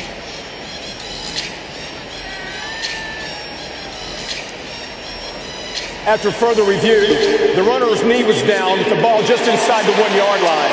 It will be first and goal for Oklahoma from that spot. Please reset the game clock to 10 minutes and 1 second, 10:01, and start it on my signal. You know, the thing that gets lost, too, and we brought the point up when we had Oklahoma a couple weeks ago in the Big 12 championship game, but, you know, you look at the guys before him that both won Heisman trophies, Baker Mayfield, Kyler Murray, they had multiple years in this system with Lincoln Riley. The guys that are coming after, whether it's Tanner Mordecai, Spencer Rattler, they'll have multiple years with Lincoln Riley. He had less than 1 year. I mean, he got here late. He had to absorb a whole new system, new teammates, new league, new everything. And what he did in that amount of time is really pretty remarkable. A voted team captain. That's the thing that meant the most to Jalen. T.J. Pledger, the touchdown for Oklahoma. And Jalen Hurts said, we've talked to him a number of times. It almost sounded as if he was saying of all the things he's accomplished, he was most proud of that. That in a short period of time, he had earned the respect and belief of his new teammates to be a captain. Well, I'll guarantee you who you earn the respect of right away, the strength coach. Anywhere he goes in a weight room, I mean, he does impressive things in the weight room. And that is a 600-pound plus squatter. Yeah, that gets people's attention. That's a light day for him. Gabe Burkett, still no announcer whammy. Trying to finish the season without missing a kick. No kicker at Oklahoma has ever done that. You're watching the Chick-fil-A Peach Bowl.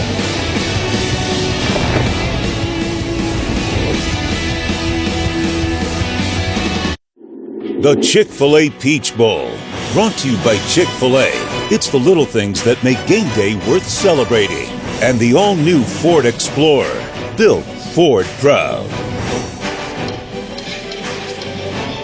4 tremendous quarterbacks on display in this college football playoff semifinal. What a day for Joe Burrow. 493 yards. That is his career high, passing the 489 he threw for at Ole Miss in mid-November. The total yards, the 8 touchdowns responsible for 7 touchdown passes and 1 rushing.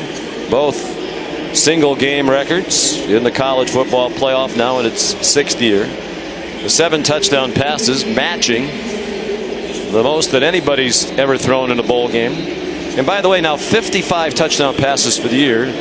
Only one man has ever thrown more in a season in major college football, Colt Brennan of Hawaii, the record 58 2006. There are only 7 men who have ever thrown 50 or more in a season. Fair catch made by Trey Palmer. Here's Holly Rowe. Well, guys, Ed Orgeron grew up in Louisiana, just across the bayou from where he will take this team to the national championship in New Orleans. I spoke to his mom today, Coco Orgeron. She's 77 years old. She is home in La Rose, Louisiana, watching. She said Ed was a very smart little boy. He loved to play outside.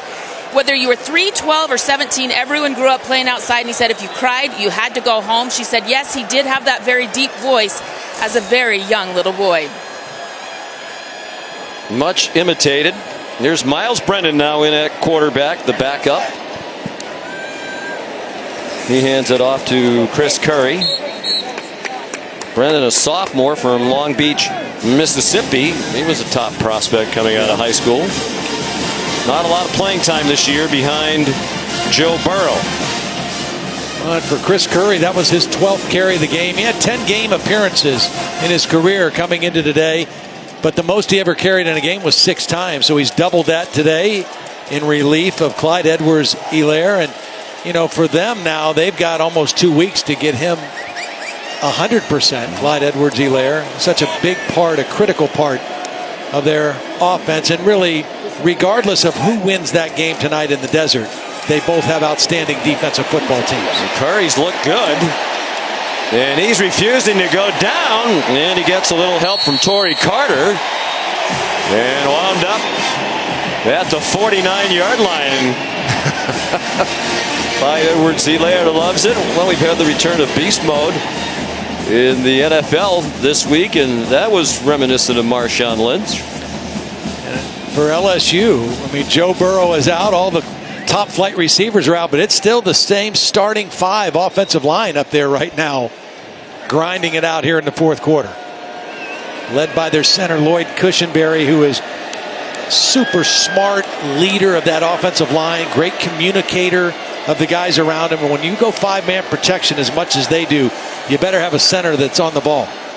Curry crosses midfield. One of the few negatives today for LSU, the loss of Damian Lewis, second team All Southeastern Conference right guard, left early in the game with what Holly tells us is a right ankle injury. But the offensive line continues along. Ed Ingram's done a very nice job coming in. As we said, he is a starter in previous games this year and would be on many teams around the country.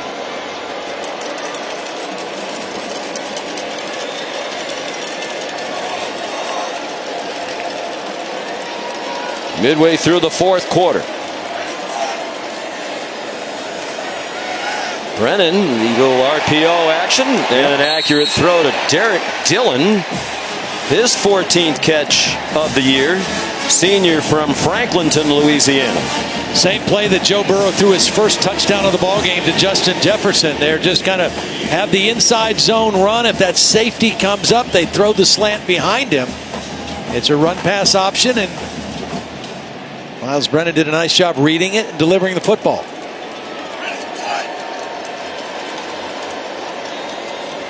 Right now, LSU wants to run the football, run the clock, use as much of the play clock as they can.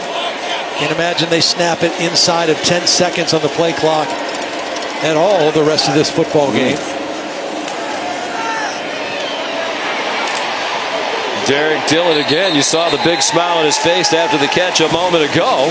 He has a first down. Woody Washington made the tackle. That's 667 yards of offense for LSU. That is a team record in the college football playoff. Oregon had 639 against Florida State January 1st of 2015.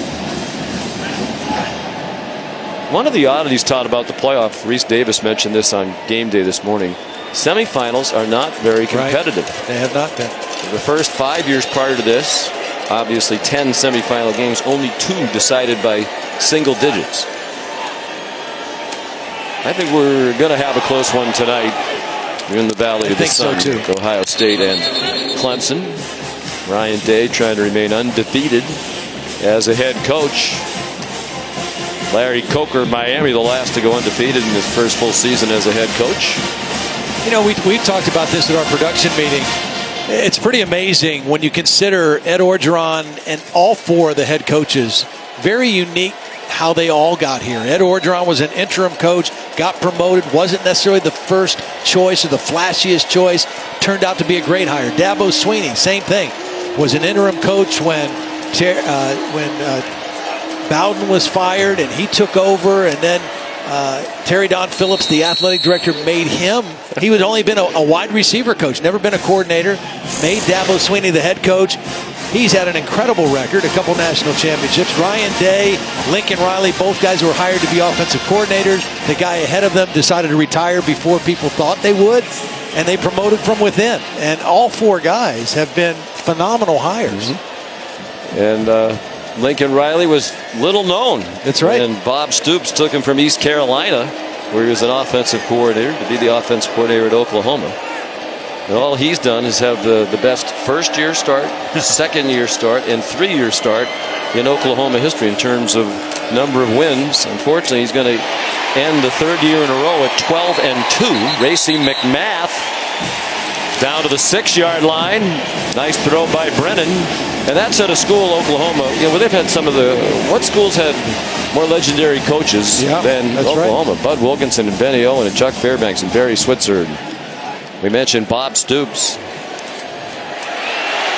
John Emery into the end zone. Highly recruited true freshman. I think he thought he'd be more involved in the absence of Edwards-Helaire, who, if you're just tuning in, played sparingly. The good news for LSU, didn't aggravate that hamstring injury. Emery said the other day in the local paper here, this is going to be my coming out part. Yeah. Not quite yet. He's a highly recruited guy. He's a great speed. Probably the most speed of those other three running backs that we've seen tonight. How about the story that Lincoln Riley told us yesterday, that when he was at East Carolina, he thinks he was the first guy to offer Joe Burrow a scholarship? Yes. He said they had played against Jimmy Burrow in the Beef O'Brady Bowl. Yeah. Wow.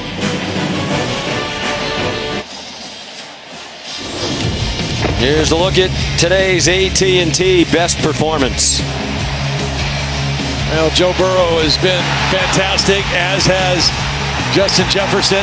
Tremendous connection all day. They found the matchups. They went after him. Joe Burrow 29 of 39, 493 and 7 touchdowns. Justin Jefferson 14 catches, 227 yards, and 4 of those touchdown receptions. Been fun to watch. Avery Atkins' leg needs to be getting a little tired right now, one would think. It's another touchback. And another timeout with 3:59 to go.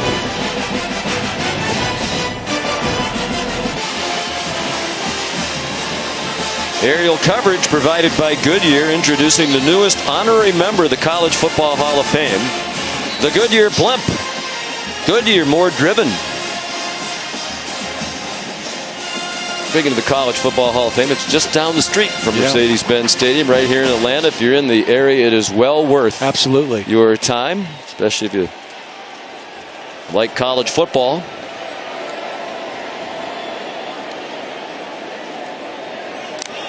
First and 10, Oklahoma. Jalen Hurts still in there. They did have some other quarterbacks warming up a while ago. He fires a bomb off the fingertips of CeeDee Lamb. Can't throw it any better than that. Great protection, deep play action pass. Holding, number 54, offense. 10-yard penalty, first down. Wouldn't have mattered anyway. There was a holding call against Marquez Hayes, so they put Jalen in for one more play to let him go out for a curtain call. Unfortunately, it's a sparse crowd here now. Most have left. That was a heck of a throw. And a heck of a college career. Yep. Jalen Hurts will finish his career 38-4 as a starting quarterback. 26-2 at Alabama. Spencer Rattler is the new quarterback. He was the #1 quarterback prospect according to most of the ratings. out of Phoenix, Arizona. True freshman out of Pinnacle High School. They love the way he can throw the football. I mean, I remember when we were there for the first game in August and talking to some people around there, said, I mean, there's really no comparison who throws it the best. I mean, Tanner Mordecai is also a promising quarterback backing up Jalen Hurts, but this guy is the guy who could spin it the best. He wants those signals, and he wants them now, too. He's ready to go. There's Tanner Mordecai, redshirt freshman, Waco, Texas. Well, because of the success that they're having, when you have back-to-back Heisman Trophy winners, and then the third guy, Hurts, as a runner-up, you're going to be able to recruit some quarterbacks into this system. Rattler slides down. Of course, the big question in Oklahoma now will be the future of Lincoln Riley. Yeah. When we met with him yesterday, Holly Rowe said, we have to ask you the annual question, are you going to the NFL? And his answer was, I don't think so. And we said, well, that's not a no. And he said, well, it's about as close to a no as it can possibly be. I'm very happy here. Well compensated, reportedly makes more than $6 million a year, but his name has certainly come up frequently in the speculation regarding the future of the Dallas Cowboys head coaching job.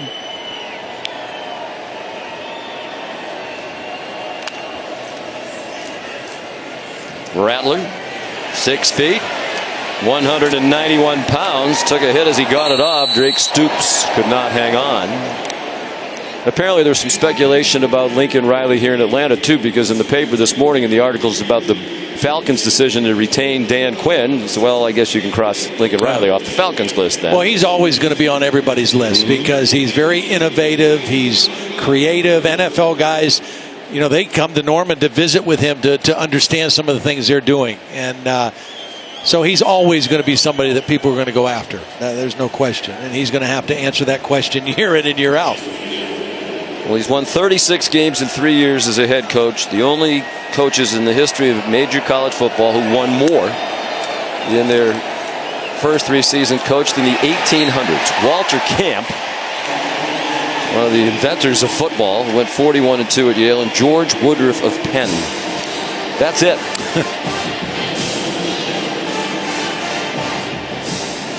A little high on that throw by Rattler on 4th and 4. Lincoln Riley trying to go for it. Give his young quarterback a little more of a possession. Well, Oklahoma will be 0-4 in the playoff. They will have given up at least 37 points in all 4 of those appearances. The defense was better this year, hurt certainly by the depletions of the roster in this game, but hurt more by the amazing array of talent on the other side of the ball.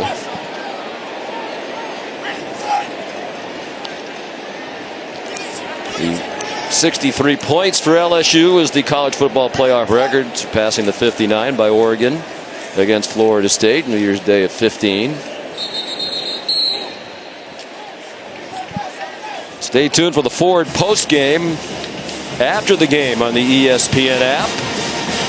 What a day for Joe Burrow. And you thought the season couldn't get any better for him. It did. And what a heartbreaking day for all of us who, it doesn't matter if you know the Ensmingers or not. That's right. It's a sad day. There's too much sadness lately, Todd. We're wearing these flower lapel pins today in honor and memory of our colleague Ed Ashoff, who died at age 34 earlier this week. Great college football writer, reporter. So stylish.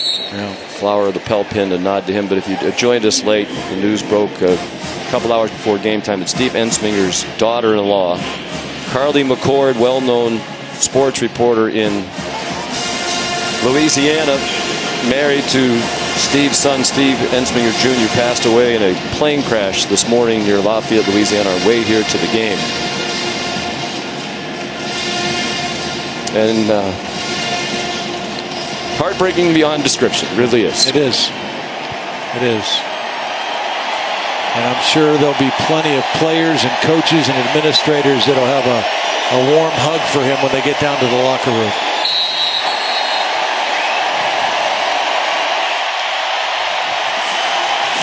And LSU is going home to New Orleans to play for a national championship on January 13th.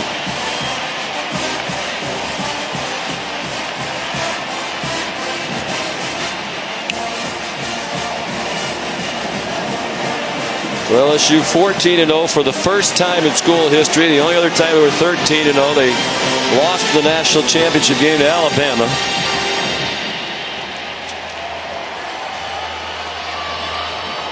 God bless the Ensminger family and Carly McCord's family, and may she rest in peace. Certainly a very emotional day, Holly, for Ed Orgeron and this LSU team. That's right, Coach Orgeron, you're taking your team back to Louisiana for a chance at a national championship. How does that sink into you right now? You know, that hasn't sunk in yet. I'm just very proud of our football team, very proud of our coaching staff, very proud. Hey, way to go, my man. Yeah, congratulations to you. Very proud of everybody in our organization. I think he's going to sing in tonight. We're going to enjoy this victory, and then we're going to press on. How proud are you of your team? It's been award season, lots of awards, lots of individual acclaim, that they could focus in on this moment and get this done today. You know, we didn't skip a beat. We didn't blink. We put it aside. We focused in the task at hand. We came here. This is a playoff game. This is not a bowl. Our team was very focused. We got great leadership and great coaches. For a boy from LaRose, Louisiana, what does it feel like to go across the bayou and play for a national title? You know, it's something we always dreamed about. It's going to be a special night for everybody in Louisiana, but this is always going to be about the team. Coach, I know it was a heartbreaking day for the team today. What did you say to your kids and to Coach Ensminger before this game? You know, Coach Ensminger and I addressed it. We didn't have a long time to talk, but he's getting the game ball tonight. What a tremendous, tremendous LSU Tiger. He called a great game tonight. Thank you very much, Coach. And now let's check in with Laura Rutledge. All right, thanks, Holly. Joe, you're responsible for 8 touchdowns in this game, 7 of them in the first half alone. You dreamed of playing on stages like this. What was it like tonight? Yeah, it was a lot of fun, but this was expected from us. You know, we expected to be here from the jump, and you know, we've worked so hard for this moment. We just got to finish it off. You mentioned finishing it off. You will go now to New Orleans to play for a national championship. You've had your name spelled in the Cajun spelling on your back. You've carried this state on your shoulders. What will this mean to you? This is going to be a lot of fun. You know, we've worked for this for a long time. I know Coach O is ready for it. Our team will be ready for it. All right, thanks. Thank you.